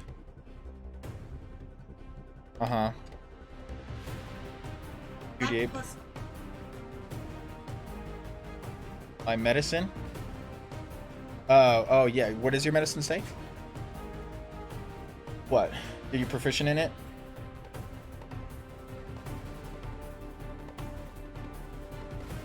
plus Yeah. Your +5 is your charisma modifier. Your since you use charisma to cast spells, your +5 is spells. I woke up, my fireball went up. All right, so I friend. was making sure.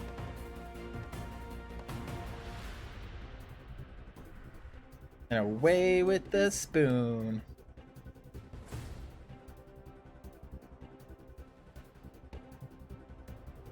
I smile as you attack and I whisper, "Abysmal scream," and teleport 90 feet behind you.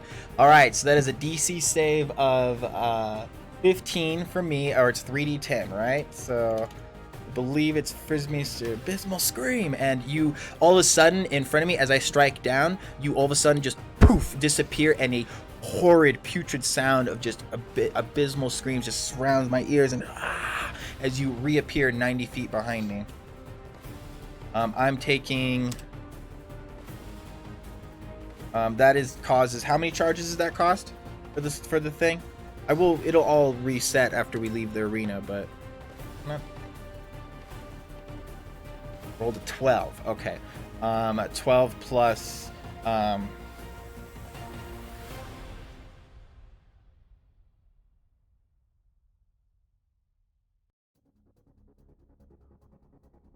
or you take half. Okay, and it's Constitution, right?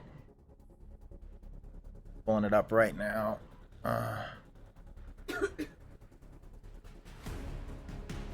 Oh, that's your thing. Oh, whoops. Warlock's loot. There you are. Alright, it does 15 con save, 90 feet, 3d10, or half on damage. Con. Oh, con save, but that's my specialty is con saves. There we go. You ready? You ready? 12 plus con save is 5.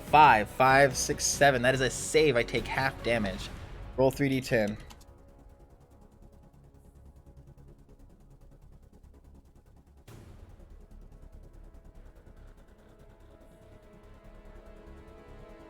Two. As you appear 90 feet, you can. I don't think you have to choose 90 feet, but I think you can appear as up to 90 feet behind me. You don't have to appear 90 feet, but I think it's up to 90 feet. Just look up Thunderstep. Yeah, yeah. 1, 2, 3, 4. Yeah, 5, 10, 15, 20, 25, 30, 35, 40, 45, 50, 55, 60, 75. Jesus! You're on this roof right now. You appear on the corner of this roof over here, and you're like kind of your tail swishing as I kind of I take this huge hit. Hey, pro. So you give me 7, 8, 9, 10, 11. Half. We will go up.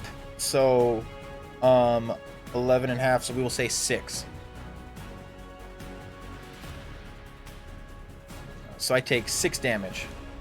44, 43, 43, and 28. 28. 258 health. Very good. Or 38. Excuse me. 38. 28. Motherfucker. Friend for taking time to take him. Alright, so that was your action, right? And I believe... Anything else, sir? As an action, you can do 4 charges, and you can... for 3 more charges, you can throw it. As a bonus... as an action, you can throw it. Okay, so you can't throw it as a bonus. But you can gain spikes on your... On this turn, you can add spikes to your dual scythe, as the dual scythe is still in your hand. It kind of wraps around this greenish, black scythe in Skull's hand as it kind of wraps around one way and the other, and I'm gonna shoot up to 90 feet. Yeah, so you don't have to do 90 feet if you don't like. But okay, well, you're a good friend for taking time to talk to him. Yes, you are, bro. 3 hours away, and she's really, really upset. So what is she upset about, bro? You feel it's not like we're crazy busy. You can tell us a little bit. This is the talking time. What's she all upset about? Maybe we can give some advice. Never really been one to, like, you know, be all crazy depressive or anything like that. So I'm, you know, concerned. I want to use my dice tray. I think it's fair to use the roller. That was a 5. Sucked.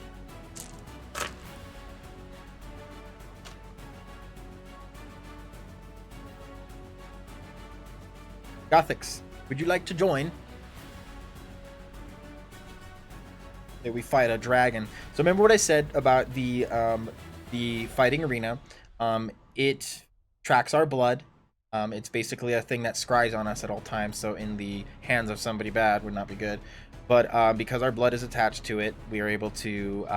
It basically takes our blood memory and remembers anything we've ever fought. As it's scrying on us, it remembers the dragon, it remembers the bugbears, it remembers the cockatrices and the banshees, any creature we've ever fought. This program or this magical orb can enact it. Okay. Use my movement to get on the roof more. Sounds good. You have an end. Okay. All right. 5, 10, say 15, 20. How much more would you like to go on the roof? You can go back. You can get like half cover right here if you want to go even 3/4. I'd say you take 3/4 cover right here. It's a +5 to your AC. Pretty good. All right. So, what am I gonna do? Throw shit at him, but I can't. He has 3/4 cover right now. He's kind of hiding on the other side of the roof, kind of watching me. So he has +5 to his AC right now. If I remember correctly.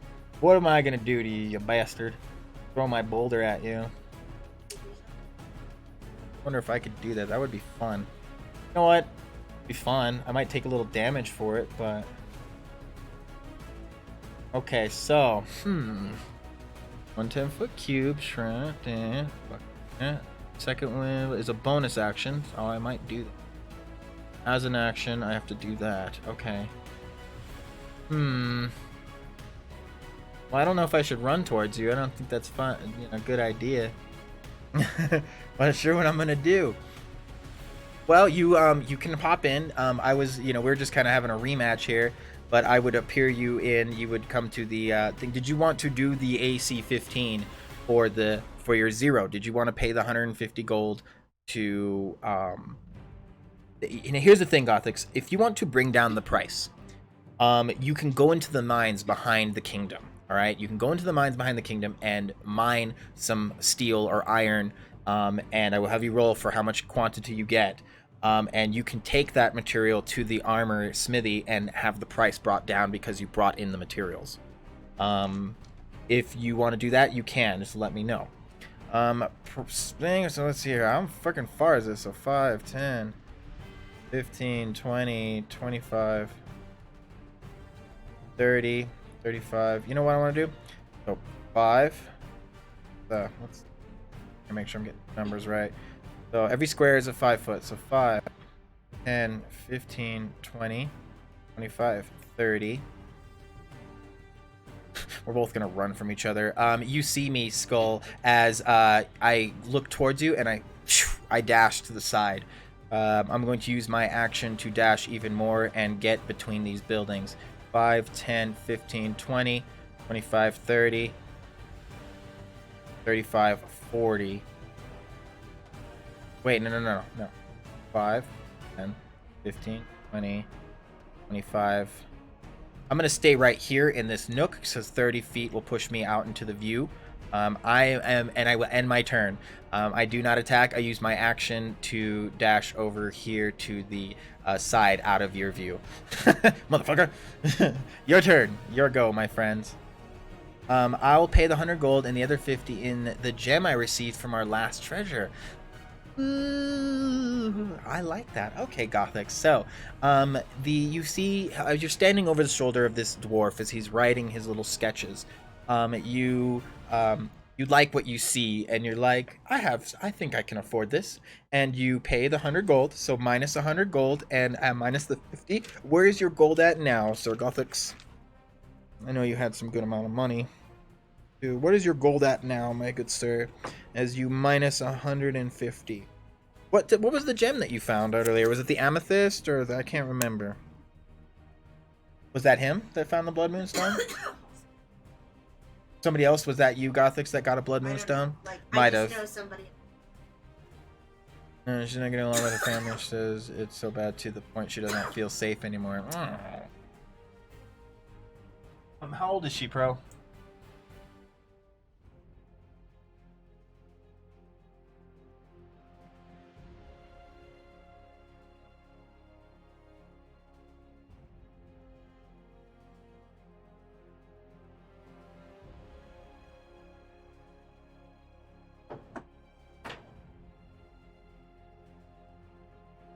All right, Skull. Skull, what are you gonna do, my friend? Your turn, Skull. I jump from the roof to go counterclockwise around the area. Counterclockwise. All right, so 5, 10, 15. Zoom in for you too. All right, 5, 10, 15, 20, 25. Go ahead and make an athletics check, and I will say with the jump ring you make this. That you're attuned to. Go ahead and make an athletics check, my friend, as you jump over the roof. Looking for 12. Not too hard. You have the momentum. It's not that. It's only a 5-foot jump. Say about 12. Go ahead and roll that, baby. Hey, Callian, it's time. If you've brushed your hair, you can get out. Okay. Alright, I guess. Yeah. Alright, very good, very good, very good.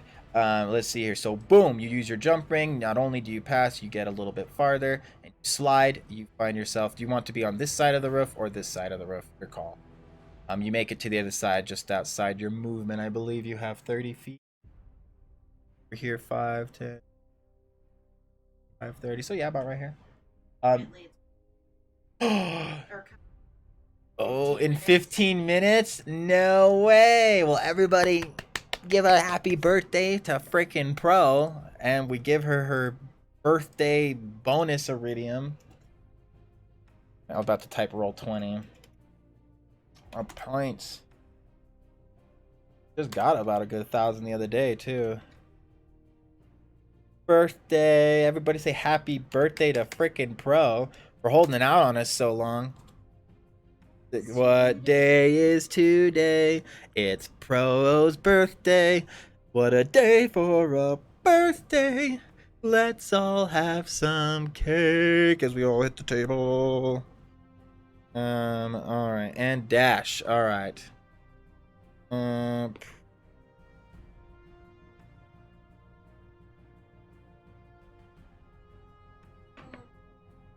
Oh, Kiani's loving the attention. All right, why are we running away from each other? We're a bunch of pussies.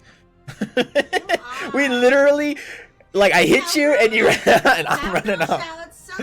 Somebody, cowgirl shouts out and you hear this voice kind of echo as everybody's, you know, like, because they stare at the ball. I use minor illusion to yell. 5, yeah, 5, 10, 15, 20. Counterclockwise, I'd say you get 5, 10, 15, 20, 20. I said you get to about right here. But we get to my turn. Chase you down, you little bastard. I'm going to, as I stand with my back towards the wall, I move over 5 feet and I look and I see you jumping over the wall from a far view. The view facing towards me, my back to the ceiling. You see Skull jump from the roof and move over. I'm going to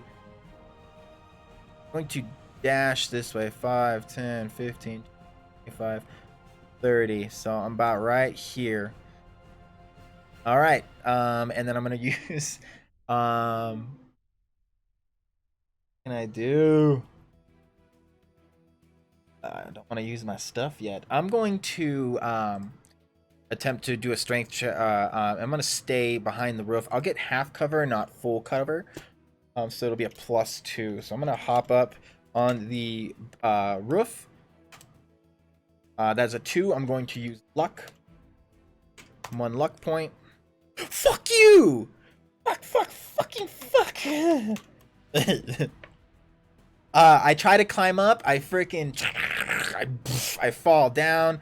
I take 1d4 damage. I'm using this damn thing. God damn it. 1d4 damage and a pretty blue dice. Come on, baby.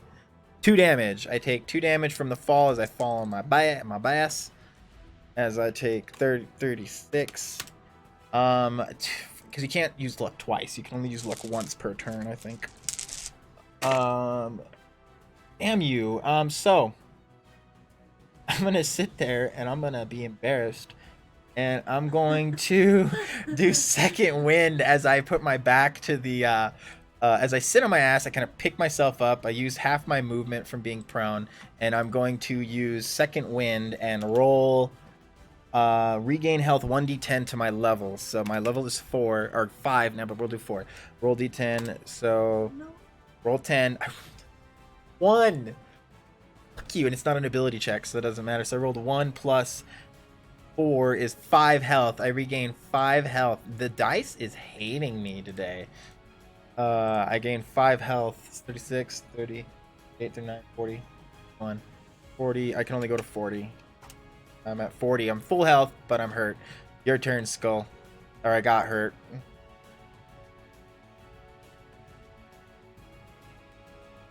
This is stupid. It's the worst battle ever.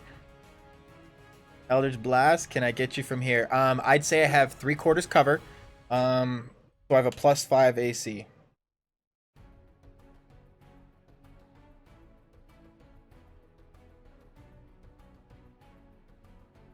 Three-fourth.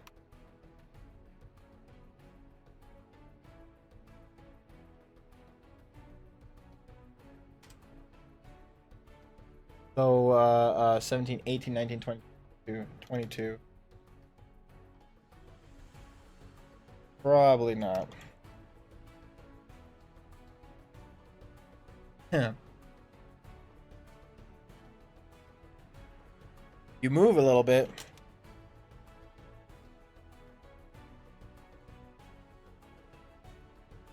Move though you can.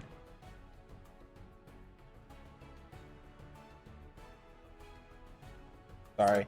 I'm sorry. I know it was my fault. I forgot. Duh, if he moves, he can hit me. Alright, so let's see here. So 5, 10, 15. I'll say with the jump ring, you don't need to make an acrobatics check to get down here. So 5, 10, 15, 20, 25, 30. Yeah, you're behind. I'd say you're at half cover for the tree. And you see me, and you can do an attack. And 90 feet, right? Let's see. See the 90 feet. 5, 10. Yeah, 90 feet. I just kind of messed up. Yeah, I'm 90 feet. Fine. You're behind the tree. You have +2 to your AC, and you can go for a hit. Go ahead and roll your attack. Absolutely. So, Skull gets behind the tree. He jumps down. You see him slide, hits the floor. No problem. Bending, looks up, runs to the tree. Gets behind the tree, kind of looks back. You see him kind of put his hand around the trees. The camera looks into, or the view looks into his hand. It's crackling green energy. Eldritch Blast. Right towards Max. Max kind of doesn't, and it comes right at him. Let's see. Rolls a 10. You're sitting there rating 10 plus... you're 7. That's a hit, baby. That is a hit on. Oh, but I have no. Yeah. You hit that, baby. All right. So +2. Let me. I want to type it for him. I'm like, roll damage. Rolled an 8 plus your 5. 8, 9, 10, 11, 12, 13. 13 damage. Right. All right. So. As the Eldritch Blast come, I don't see it. All of a sudden, it just hits me off the side. It just totally lights me up. I take, how much damage is that? 13 damage. 40, it's 33. All right. You see me kind of, ooh, all right, motherfucker. All right. Let's see here. So I don't have my longbow anymore. I'm not exactly. How long is this Elder Gleam fucking thing? 2 a day, 15-foot cone, 17 3d10. Alright, motherfucker. Alright, so 5, 10, 15. Let's see if, let's count it first. So 5, 10, 15. What I need to do.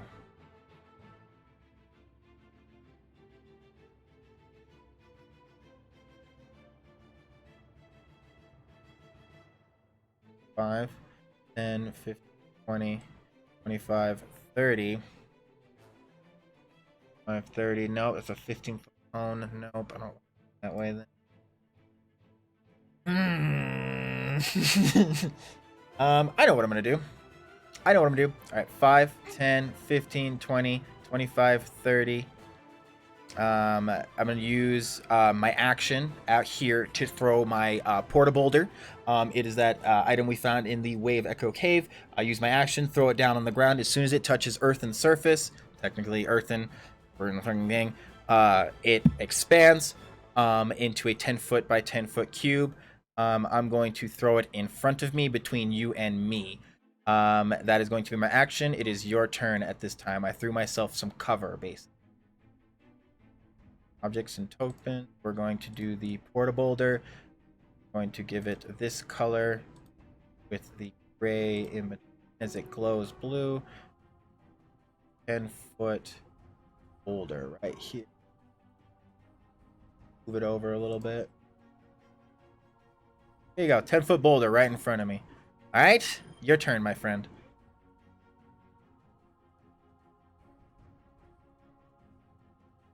Use Misty Step to get to the roof. Sounds good to me.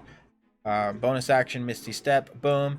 I take it you choose the half cover on the other side. Or at least it could be, actually now this would be like full cover for you and me. But yeah, I'd say, you know, half cover. Or 3/4 if you want to back up more. You can. I figure you'd choose the higher cover amount. You bastard. We have to get at this though. I don't have the distance. Pro took my longbow. I sold her my long. Can take it. I sold it to her. Throw my damn swords at you. I haven't thrown them in a long time, but that's because they only become a 1d4. Throw them. All right. Yeah, but it is your turn, buddy. Turn. That's my.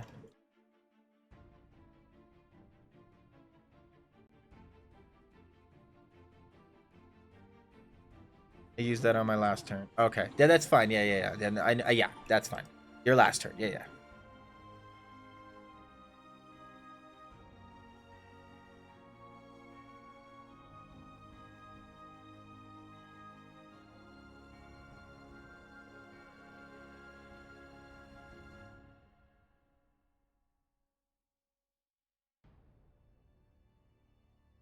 I thought Emergy to what? To taunt out? Oh, to taunt out. Okay, so you're gonna yell something. You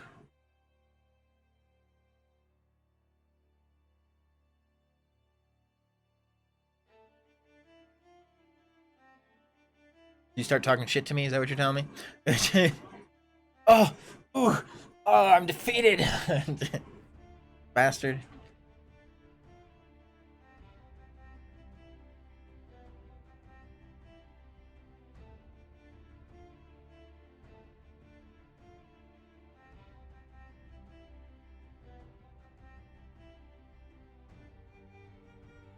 Okay, what are you doing, my friend?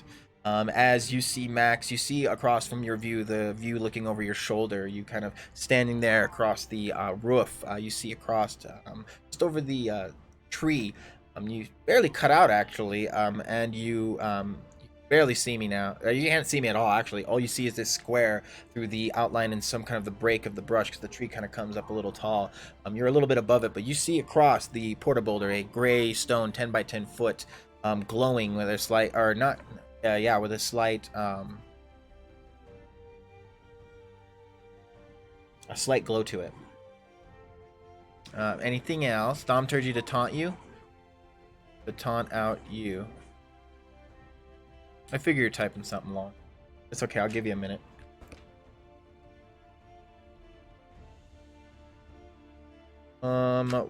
So Gothics. You now can write down.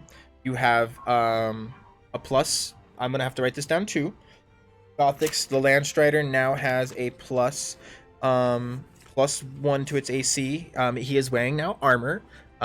You get back to the dwarf Gimli, and this armor is actually a little bit bigger than, kind of almost comes to him, like it almost could surround him in a sense. And he proudly shows you, and he goes, "Oi, I got a little creative towards the end. I hope you don't mind." And you see that he kind of engraved some like twirls and kind of this almost kind of gothic type shape, these jagged edges around the sides of the brow and the shoulder pads. It kind of looks like these triangles, these jagged edges, these thorns, kind of as they come in a very very symmetrical design around the sides. You also see pieces of the gem in the brow, the single brow, and the two shoulder pads of the blood moon gem he put into the armor. You now find yourself, and this blood moon gem, there is a little bit to it. Go ahead and make a Arcana check, my friend. Go ahead and make an Arcana check, Gothix. Pro, I hope you're doing everything's okay. And I hope you're enjoying the fight. Sorry about your friend. Family. The fighter hides behind a boulder while I hide on the roof. This is fun. Should I play us some music and get some drinks? No, you're good. You're good. You kind of see the view looks towards me, my back, or my front facing towards the camera, bottom left corner facing towards. You see you kind of your silhouette taunting me. Mine kind of looks like I'm like kind of gathering myself and searching double checking my armor and straps. Gothix rolled an 8 plus your Arcana, my friend. Your Arcana is a +6, so 8, 9, 10, 11, 12, 13, 14. Roll a 14. The Blood Moon Stone. Hey, baby, come on in. You is actually through.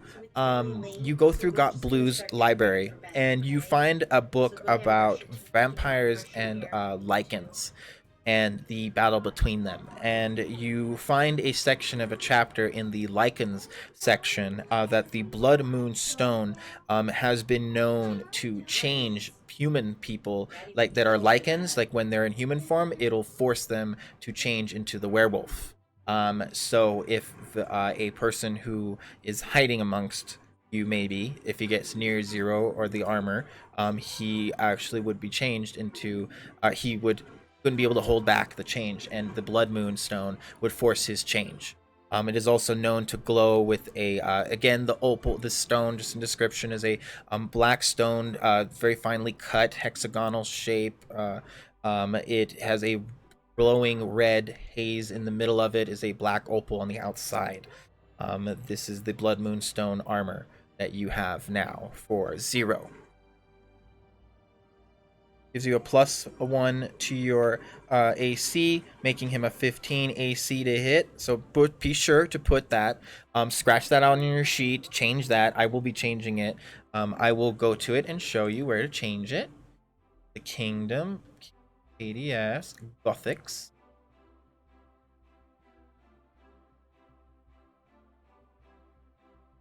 Yeah, we're going to probably call it here after the fight. It's 10 o'clock. We've been having fun. I know this fight has been all but riveting. So the taunt does not work, Skull. I still sit there. You're gonna attack if you want. It's up to you. I sit behind cover again. I'm not exposing myself. Now we're boring. Yeah, now we've wasted everyone's time. We are sorry. I know. Pathetic. I know, we're pathetic. End of our time can't fight. I'll just run towards you. Fine. I'm afraid. Gothix, you now have the I hope you're here. I hope to God you heard that. You did, I'm pretty sure. You just rolled. Oh, he didn't. That was a skull.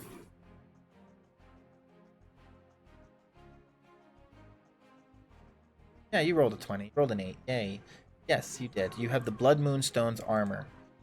It is for we're gonna go to your thingy. So let me capture. No, not Elgato. We want main screen capture. Yeah, that's confusing. Cancer. Bloodsmoon, so Vampire, Mr. Vampire, Landstrider. He now gets a 15 to his AC.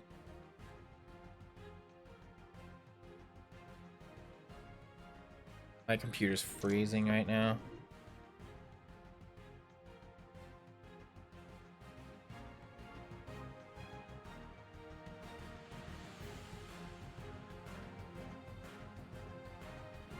How convenient, she says.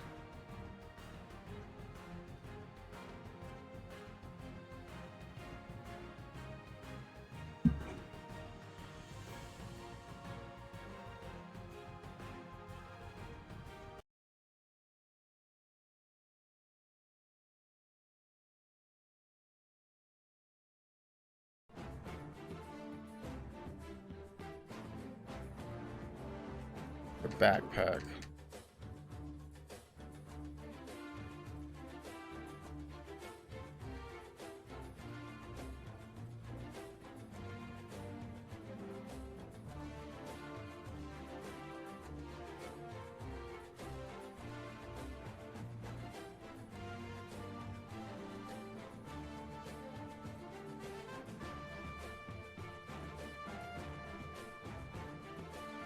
Okay.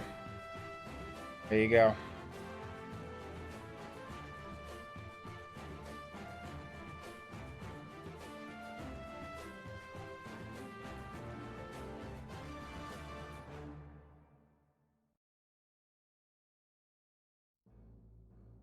No.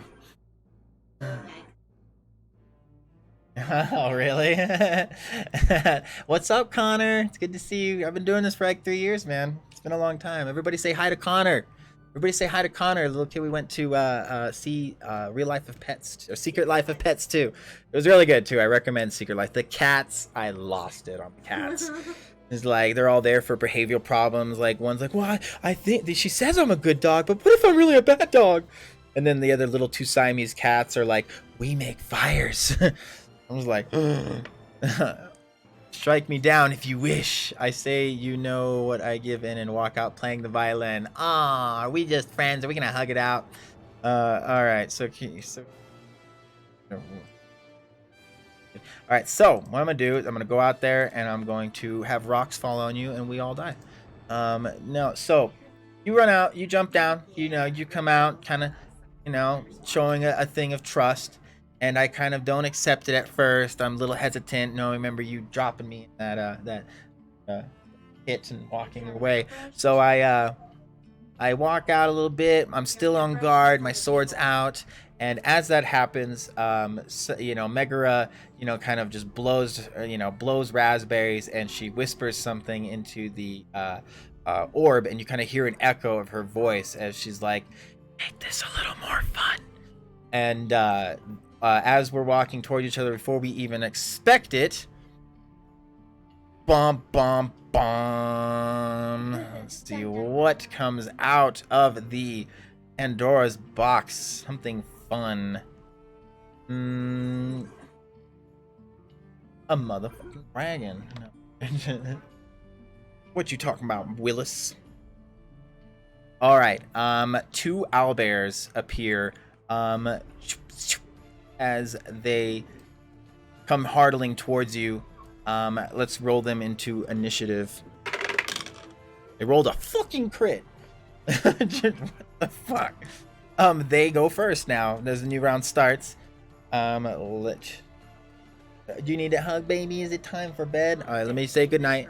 Let me say goodnight real quick.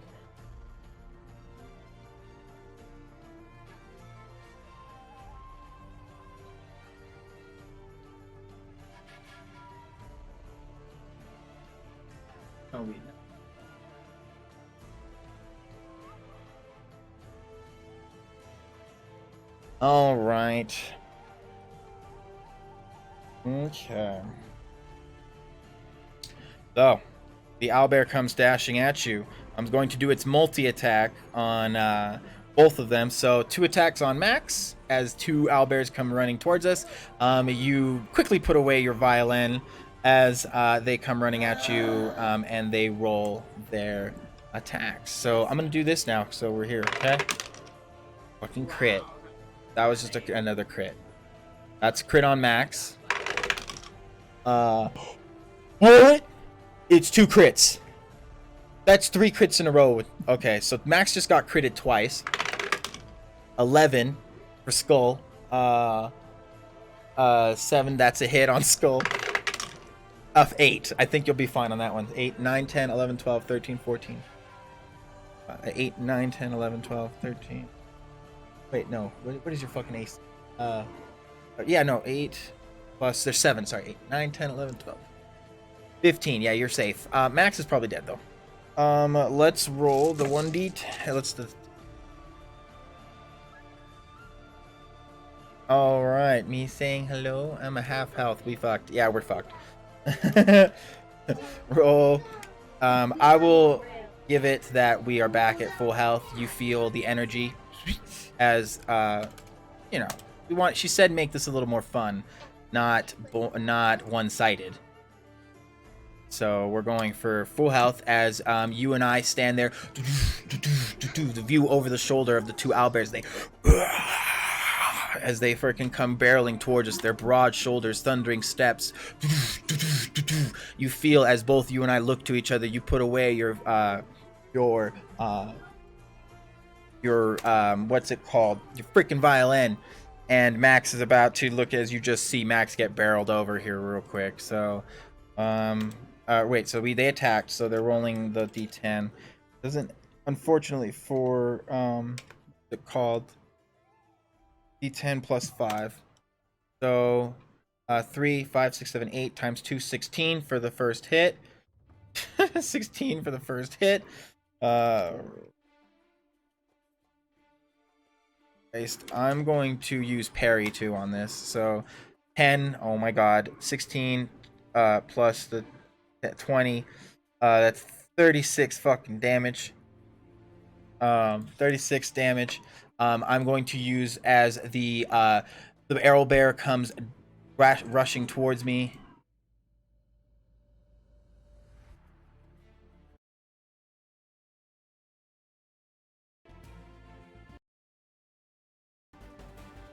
All right. I'm going to use parry and use kilowatt deflection. As you see me put my swords up and I try to take the owlbears, it kind of slashes. You see me kind of pull up my swords and try to do a dance with it. It fucking scratches me though. Once you see it get across on my chest, I'm going to roll 1 supplemental dice and add that to the damage off. 8 plus my dex. My dex is 4.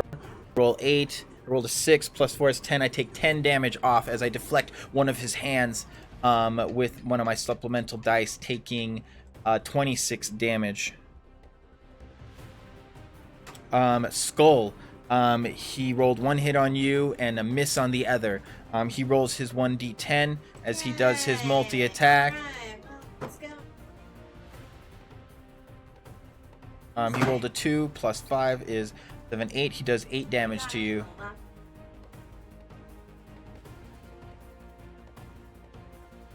They got cocky. Yep. I guess the last 5 seconds. We're gonna rush forward. You're down to 26. I didn't hold. I go first. I'm going to. They have reach, so do I have to touch you? Lightning Kings only gets some dice of temp force. I do have to touch you. So 5, 10, 15, 20. I'm gonna. He has the owl takes an attack of opportunity against me as I go outside his reach. He hits a 9 plus his 7, 9. That's 16.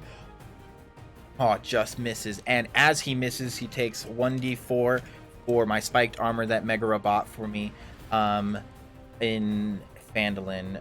Taking... That would be important. 3 damage. 6.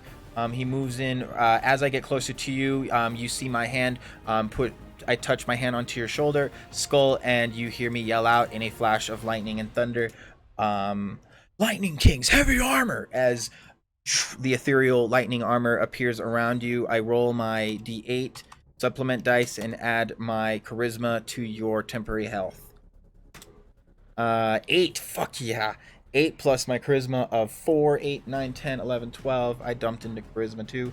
8, I only dumped into charisma, really. 8, 9, 10, 11, 12. So I give you 12 temporary health right now. So you go to 38. They're really good. All right. That is my action. My bonus action.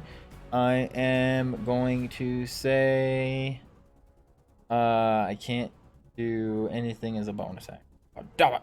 I can throw my fucking anything else. Anything else. Bonus. Nope. I think that's gonna be my turn. I can't do action surge. I did second wind. All right. Your turn, Skull. You're up.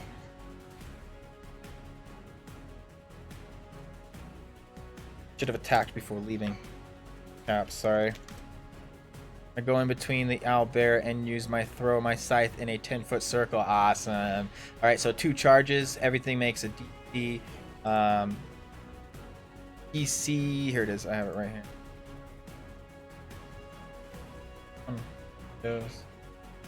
There you are. 2 charges. 3 charges. DC 13 save failed 2d6 plus 6. Yeah, okay, it's supposed to 6. Well, we're fighting owlbears if you want to join. Well, I'm sorry. It was you know, you can come play too. I didn't mean to have everybody watch us play. My bad. What is it? It was basically getting too friendly. It was nothing was happening. So, well, yeah, you were kind of doing something. So. Sorry. Okay, so DC. Okay, you want to play winner. Dude, since we're a bunch of pushers. Alright, so you, I rolled a 20. I'm scared of the sorceress. So 1 passes. The left one passes. He takes half damage. And the other one, Dex.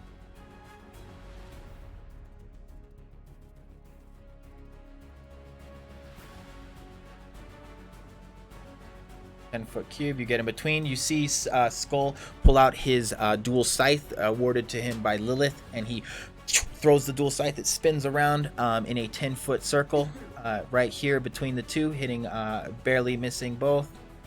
Yes, you can. So you should come in too, babe, and we'll have something better up here. That's what the training arena is. It's very adaptable.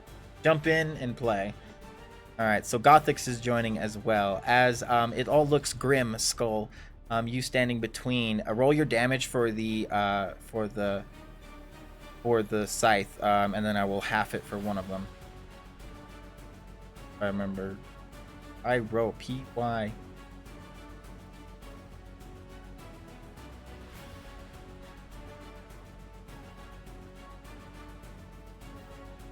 I'll go ahead and roll for initiative. Those who enter. The 2 of you appear. You see a familiar sight. What'd you roll? Oh boy. So you're just under the owlbears. So it's owlbears.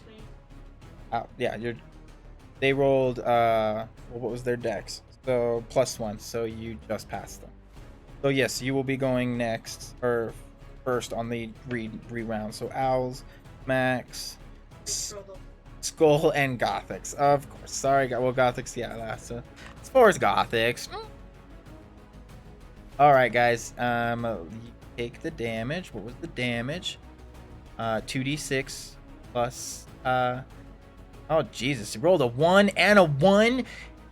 So 8 does 8 damage and halved for one of them. So 4 damage for the owlbear, going down to not that. He's still looking real healthy as the sword or the scythe, dual scythe, slides by him.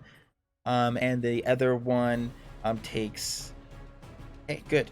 8 damage. Very good. As Megara appears, a bigger creature appears. As... Bastard. A familiar sight. Scary sight. A big sight. As the green dragon, Venomfang, reappears in his his real form, not his undead form. He appears in front of you, right behind Megara and Gothix. And he's gonna roll for initiative. See how that goes.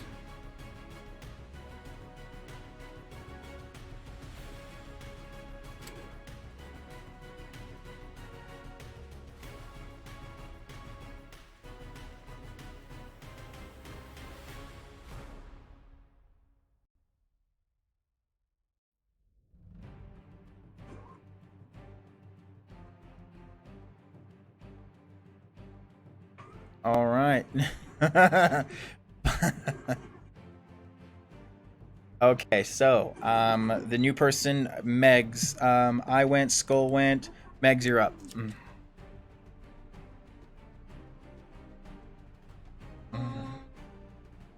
I shoot myself in the face with Eldritch Blast.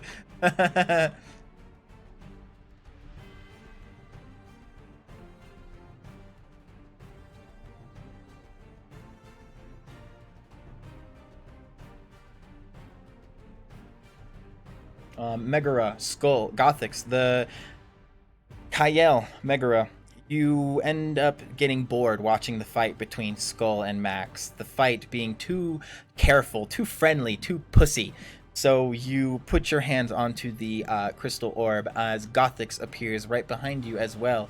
Nods to you as you both touch the thing. The orb, the ground and world around you turns white as the ethereal land changes to this land changes to a white surrounding area as you feel the sense of falling. You're not falling, but you feel it because your eyes trick you as the land arrives closer and closer to you. You forms as you find yourself in the training arena of the crystal orb. All of a sudden, before you can even wipe the dust off of your pants, a dragon, the same Venomfang, just falls behind you, slamming, breaking the ground, its feet impressioning nails, cutting the stone, and it as he yells back to you. Wow. I cast Blur with Quicken and follow with Firebolt attack. 2d10 times 2. That's crazy. So Megs is already, I have her leveled up. She's ready to go. So Meg's level 9. Oh my god. 16. So 30 damage. All right. What did you... Yeah, and you rolled a 20. So... How much was that? 30. Okay. Very good. Very good. Down. All right.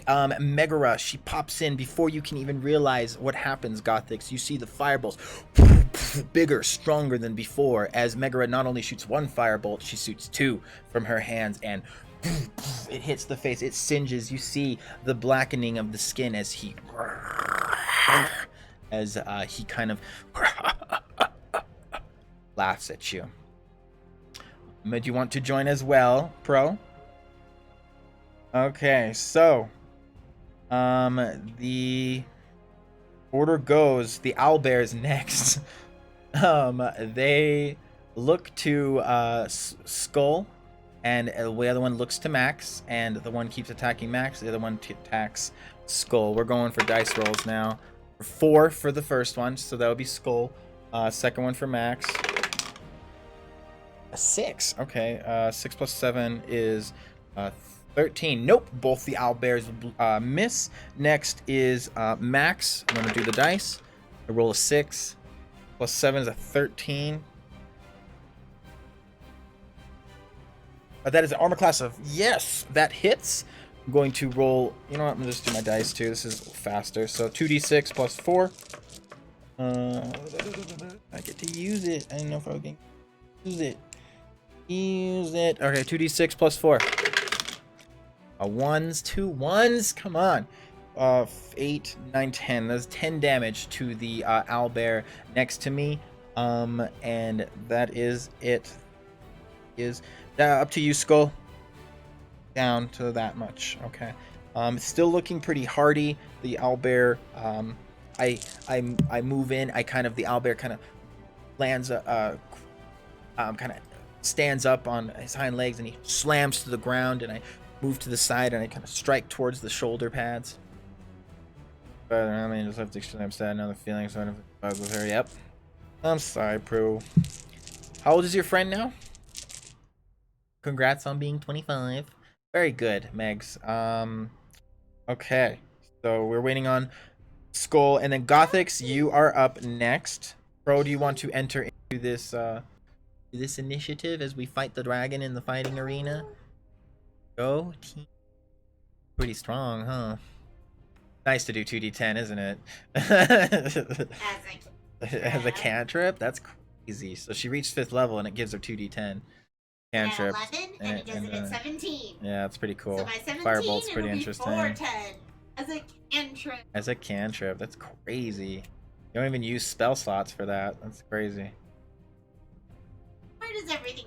Yeah, not that hard. It's leveling. Like this is why I realized I was wrong when I messed with the dice numbers. I was like, it is very extremely leveled to the right number, so I would have to constantly change things. All right, sure, what the heck. All right, Pro. So you come into the banquet hall. You actually find yourself a little later to the party, and you see a couple of people. You see the newest follower, our newest person to the table, Rachel, or whoever. I didn't want to say it was Rachel, but you see our new. Oh, that's why it spells. Oh, it does spell it. I told you. I was like, I feel like I'm reading this wrong. I feel like I'm reading this wrong, and I am. Anyway, Rachel, drinking some ale, still sipping, having it refilled by the maidens. You see the display, crystal orb displaying on a flat screen from any direction you walk from, Rachel. You, no matter what angle, it always looks like a flat screen floating in the air above the crystal orb as it emanates a projection of the fight going on in the fighting arena. Fighting arena, we've all pierced our blood into the orb, the crystal orb we got from the necromantic witch before us that ruled this area, that killed our family, that we saved. She had found it from the previous current kingdom that had unearthed that artifact. Oh, you're good, Anime. It's good to see you. Welcome, welcome. You see Anime, a display on the above the crystal orb in front of the king's table. You see on the display your friends in a fighting arena projected by the magical powers of this crystal orb through the blood magic that connects us. That's why it's like a little dark. We are currently fighting a Wagon. Pro, go ahead and roll 20 for the initiative. As you find yourself late to the fight, you hear the clicking of your hooves. You come, you push the table across, you nod to her, and you're like, I'm gonna get in on this. And you run towards and you touch the crystal orb, and that familiar sense of the world turns white around you. You see the ground fastly coming up to you as the buildings form, the 3D comes around you, and you find yourself right between Megara and Max, or Megara and Gothix, and right in front of you, you are facing towards Max, and you see 2 owlbears fighting Max and Skull. As you come in, you kind of turn around and do this double take as you see Venom Fang, the dragon we had fought in our Phandalin campaign, staring you down. A couple of singes on his face from the last attack. Megara standing with her hand facing outwards towards the dragon. Go ahead and roll 20 for initiative. Holy fuck. 3, 4, 5, 6, 7, 8. You are on the same initiative as the goddamn dragon, so I will have you go before the dragon, okay? Fyra. So it goes now. Cowgirl, Owlbears, Max, Skull, Gothix. Where's Max? Oh yeah. Gothix, Spyra, and Dragon. Spyra and Dragon.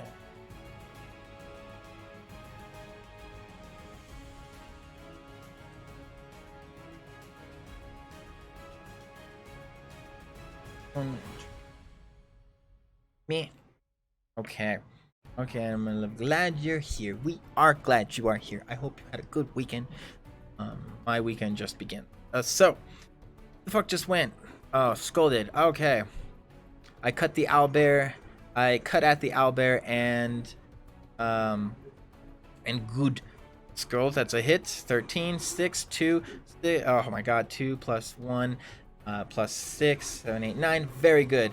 You see the owlbear in front of you. You strike towards it. You kind of, you have your dual sights, so you kind of do a twist, and it twists, and you strike down one, you strike down the other, and it takes 9 damage. The second one going down to 49.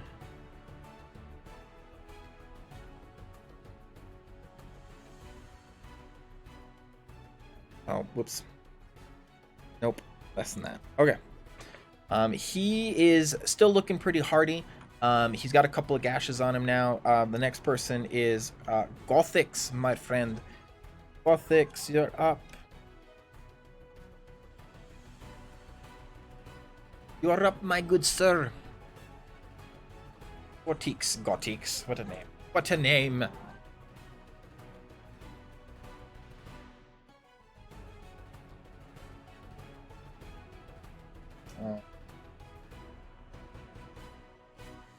That PDF file open is still killer.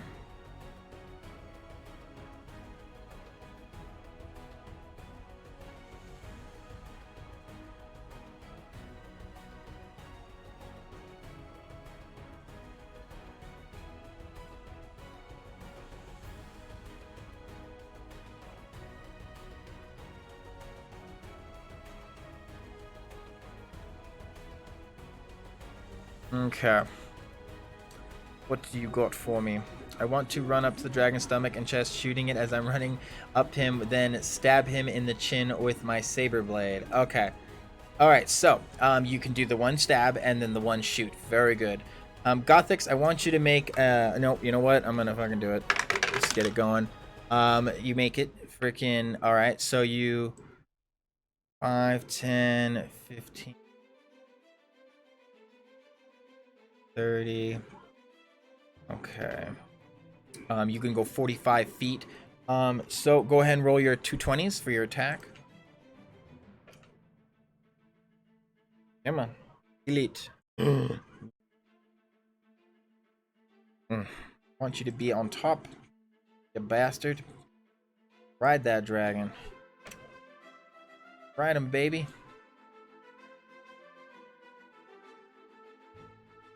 All right, roll your 220s, Gothix. All right, 18, very good. Hit on the first.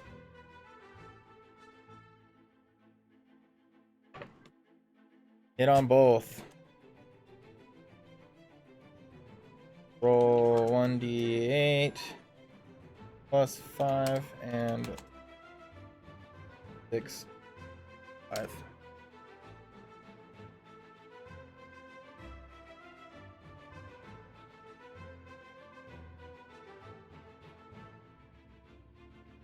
All right, so 8, very good. 8, 9, 10, 11, 12, 13.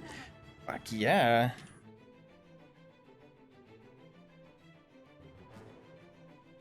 And 6, and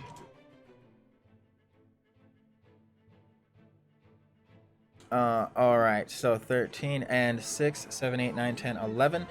16 is 27. Fuck yeah. All right, Gothix.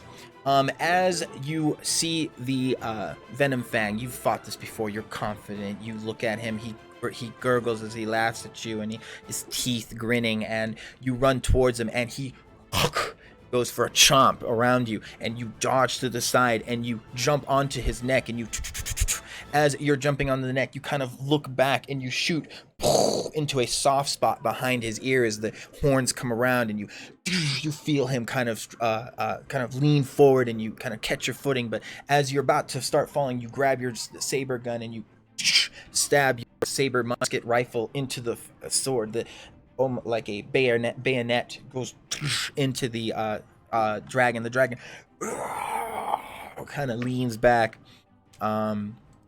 I'm gonna need you to make an acrobatics check after this as well, to hold on to the dragon, with advantage because you have a sword inside him right now.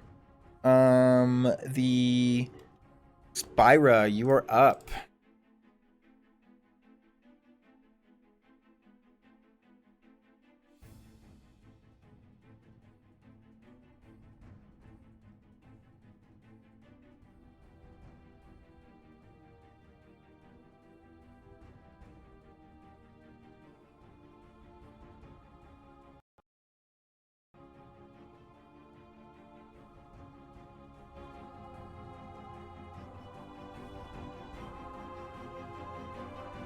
You got an exam tomorrow? That's all right. I mean, this is we'll finish off this fight if you guys like. Skull, you are free to go. It's not a problem. It's something it's just the arena. It's not really a big problem. 7, very good. 7 plus 8. You do your Nagana. I take out my bow and shoot the dragon right in the crotch. And 7 plus 5 is or 7 plus Dex 4, 7, 8. So 11 damage. You let's see here.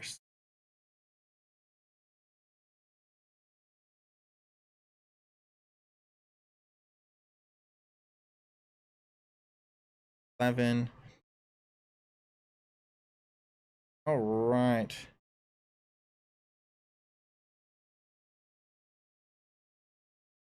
Awesome.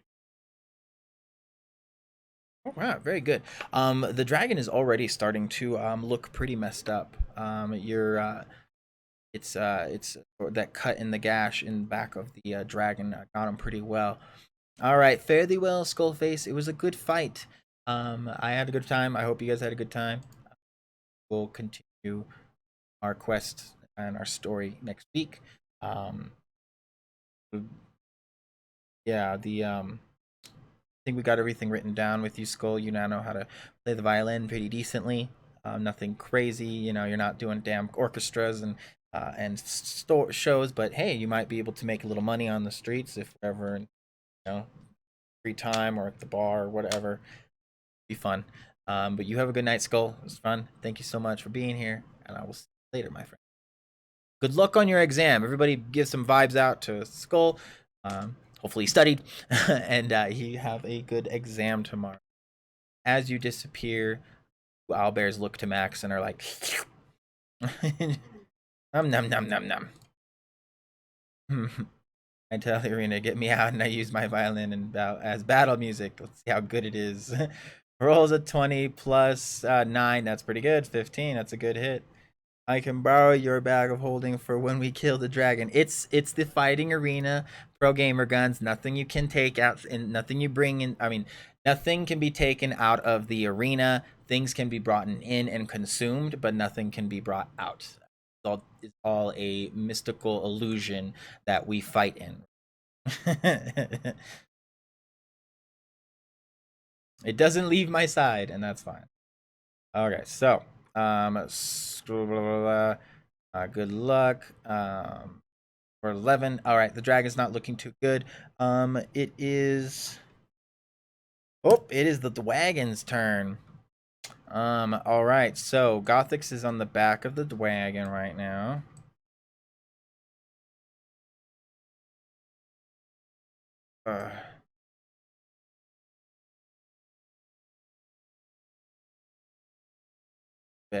Okay, so Gothix, you're on the back of the dragon again. And Megara and Spyra are in the thing. You're in blur, right? But 5, 10, 15, 20, 25. He is going to do you guys are right. She spawned in. She spawned in. That's where I had her spawn. I'm sorry. All right. So, the dragon is going to do a multi-attack. Do the bite and 2 claws.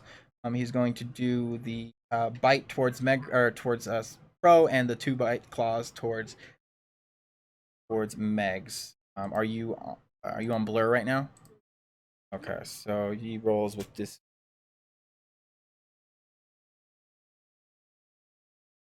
So pro 6 plus 7, so 13. Nope. Roll 20. 12 to Megs. So this is 12, 7, 8, 18 on the first one with disadvantage. With disadvantage. So 15, so 12. So that is a hit unless you want to do Fire Shield. Second one, disadvantage. That's a miss. That's way he's gonna get anything lower. All right, so first one hits you for Fire shield. Fire Shield. So what did he roll? He rolled a 12, 13, 14, 15, 19, rolled a 19. He did a 21. So Megara, as the dragon comes barreling towards you, Gothix pulled with it. Gothix, I need you to make that ability check with advantage. I believe you did. But Gothix, I need you to make a dexterity saving throw with advantage. As the dragon starts barreling towards you, see the hand claw come towards you. Pro, you have your naginata or your talon, and you slide back, and the mouth coming towards you. Megara running as he sees Megara, he bites, and then he looks and he tries to strike twice with his claws. And he misses. He misses too. Gothix, you as you get dragged away, you fall, but you don't. Let's see here. I'll make another dexterity saving throw for you as you fall. Or you have advantage. Take advantage because you have the sword. No, him. Because your blade is jammed in him. Because your blade is jammed in him. I remember saying that earlier. So you still let's see what you got. Okay, so he slams down Megara as one of the strikes comes towards you. See, and Megara Fire Shield does her level 1 spell, and the hand can't go any closer. It kind of wraps around like a dragon's claw around a ball, and he takes it off. And let's see here. So next would be the owlbears. The one owlbear looks towards Megara and Spyra, and the other owlbear still focused on Max. The attacks. First owlbear for Max rolls a 10 plus 7 is 17. That's a hit. One bear for Megara, and the next one for Spyra. First one for Megs. A 6 plus 7 is 13. That's a miss. For Spyra, there's a 10 plus 7 is 17. Megara or Spyra. I don't need to roll that one. 17. So Pro, you take 1d10. Doing it that way because it doesn't have it abbreviated on this web. 6 plus 5 is 11. The second one misses. As the owlbear Spyra, you see yourself focused on the dragon, and the all of a sudden you hear this thunderous stepping, and all of a sudden the owlbear just comes striking towards you guys. He strikes towards Megs. Megs dodging the blur, and we had to roll twice for her anyway because she's the blur, right? Spyra, he strikes towards you, and you kind of lose your footing for the last second. And he strikes and hits you just off the shoulder blades, dealing 11 damage. So you're at 30.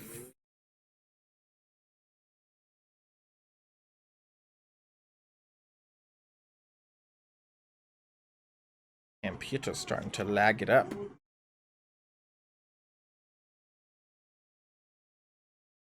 Oh, my thing's lagging up.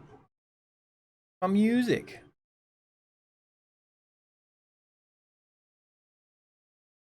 Music died too.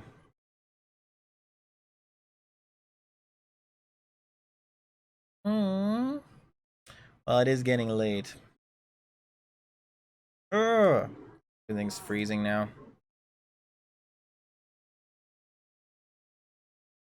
Come on.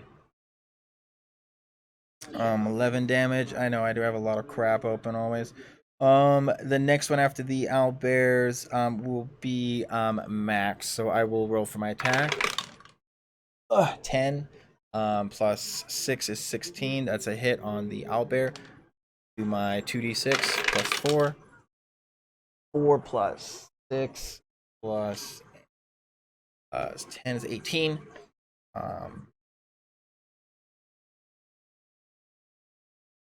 6 plus 4 plus 4 because I have the dual weapon fighting. Damn. Dealing 6 plus 8. 18 damage. The owlbear, I strike. I kind of jab both my swords into its shoulder blades, and I kind of try to twist and pull them out. The owlbear kind of rears back and, but still pretty beefy. Okay, it's not looking too good though. The owlbear is Skull. You're never mind. Gothics, you are up. After Gothics, it's Spyra. Yeah, let's just finish killing this stuff. We'll call it night. I do, yeah, right. Okay, so, Gothics, is it on his back or neck or head? You are kind of on his shoulder blade. You're just a little bit past. You're right where the wing meets the back of the shoulder blade. You're a little bit past, like right about here. Yeah, see that? Yeah. And Spyro, you are up. You see the dragon in front of you. I'm still holding pretty beefy, and you have the owlbear attacking you from behind.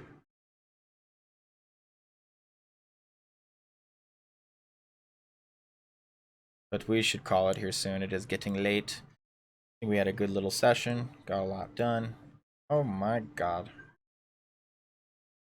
Aggie now. That's a sign too. I've been doing it for a while. My computer starts to crap the fuck out. Finish, yep, killing stuff. Gothics. Oh yeah, there you go. Do that. Unless you guys all vote to, I mean, it's fine with me.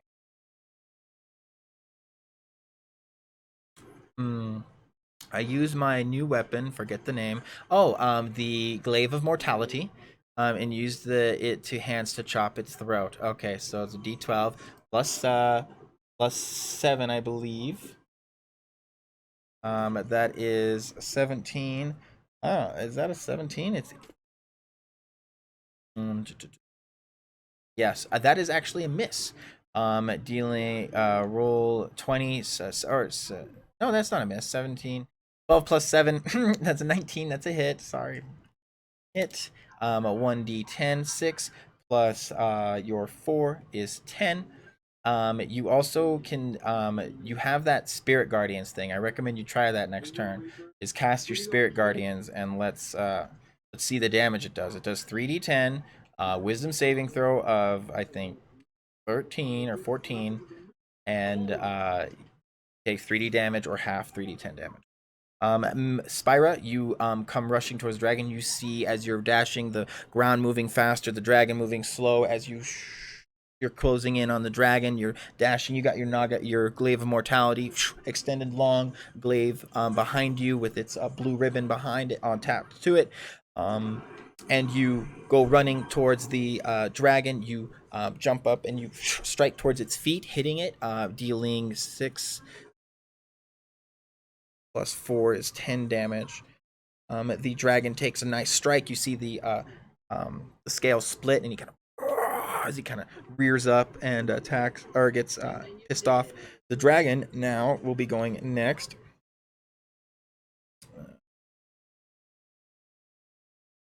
He's not looking too good. He is going to use his breath attack and attack both you two and the owlbear. I need Megara and Spyra to roll DC 20 or DC 12 Constitution saving throws. Roy or DC 14 Constitution saving throw. in a 30-foot cone as the dragon still having Gothix kind of holding on onto the back and holding on for dear life. Gothix, I'm gonna need you to make another athletics check as he spits out this green putrid smoke poison breath attacking a 15-foot cone right at your faces. I can't click much right now, so I will click as minimally as possible right now. Yeah, it's my computer is like critical fail. Okay. How much health do you have? You're oh, here, never mind. You have it right here. Okay. All right, baby. I love you. We didn't roll. Everything. Oh, your health, huh? What is your health? Plus. Okay, so it's like 42 is what he does. Okay, so Listen, roll and get a 6. You got a 6? No. Oh, okay. So what did you roll? I did. 4 right now. Okay. Oh, you took a 4. What's your Constitution saving throw? Constitution saving throw. Constitution saving throw. So +6 plus what? What did you roll? I just made it. That's fine. What did you roll? Did you roll? Rolled. Bedtime. We'll talk about stuff. No problem, Rachel. You have a good night. It is late. We're about to call it here in a minute. Thanks for hanging out. Thanks for watching. I appreciate it. The view is always appreciated. I can't wait to see your character. All right. You have a good night. Good night, Connor. Way to say good night to Rachel as she designs her character and her adventuring backstory and all that stuff. We love backstory. I know most DMs don't care about backstory, but honestly, it's one of the bigger things I love. I'm willing to give you really cool stuff based off of what your backstory is. Like, Skull has a bag of random holding. I control what's in it as a DM, but he can roll once a day. He didn't do today. A random thing that's in the bag and do a 1d10 and pull out something random. It could be something really good. It could be something shitty. It's pretty fun to mess around with, though. Good night, everyone. Okay, so Pro. Oh, my computer is just itching a fit right now. Come on. There you go. Gothix rolled a 1. Damn, it fell. Pro, I need you to roll, and Meg's failed too. Oh, that was a critical fail. I didn't know you rolled a 1. Holy crap. I know. Don't know if you just. No, I mean, I heard you after I asked you the second time. I didn't ask you the first time. And I didn't hear you the first time. I can't. Oh, man. I don't want to end it like that. I want it to be fine.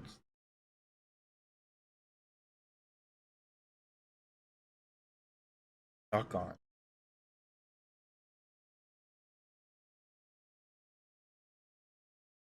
Hang on. Computer's starting to freeze up. This would be like the second or third time this has happened where we're like, no, we don't want to. We're not gonna finish now. It's trying to figure out if I need to or not, but I think I will. Yeah. What do you guys think? Should we end it then? I think I'll have to end it. I'm trying to close some programs, but it's starting to. I can't even play my music anymore. It's starting to really ramp up, and it's getting late. It's 10:30. We can continue the fight later. It's not a problem. It'll save where it's at, and I have all the information written down. I can't even move pieces or anything right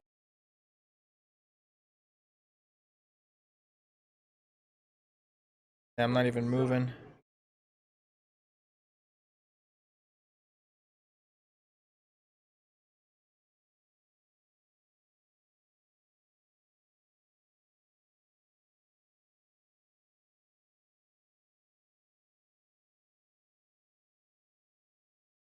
There we go. Now it's moving. Yep. Can't read the chat. Good either way. Alright, Gothix. I think I'll end it too, Pro. It's just you, me, and Gothix and Megs. It's okay. I think I'll end it. I mean, there's other people lurking in the shadows, but and blue. But I think I'll call it because it's starting to mess up. I can't even move pieces. My mouse is completely frozen. I hate to end it like that. But that happens after like a 4 or 5 hour session. The computer starts to take heavy hits. But I hope you guys had fun. Blue, you and I can talk a little more next stream or something about what some details are of your character you want to do, um, story wise and stuff. Otherwise, but yeah, and happy birthday, Pro. Thanks so much for being here. I see the chat now. But Gothics, Pro, Blue, Lurkers, Rachel, was awesome seeing you. You guys have a good night. Thank you so much for being here at my side and being my loyal knights. I need to figure out how to like advertise more because I think we have a really cool thing and a cool idea. Don't think I have like the marketing. But you guys have a good night. I'll miss ya. Bye-bye.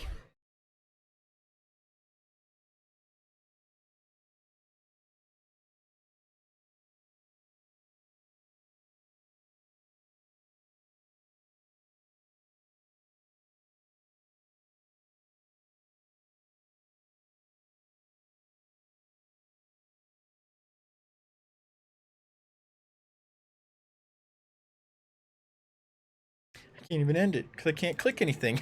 Shit. I'm gonna have to just turn off my power.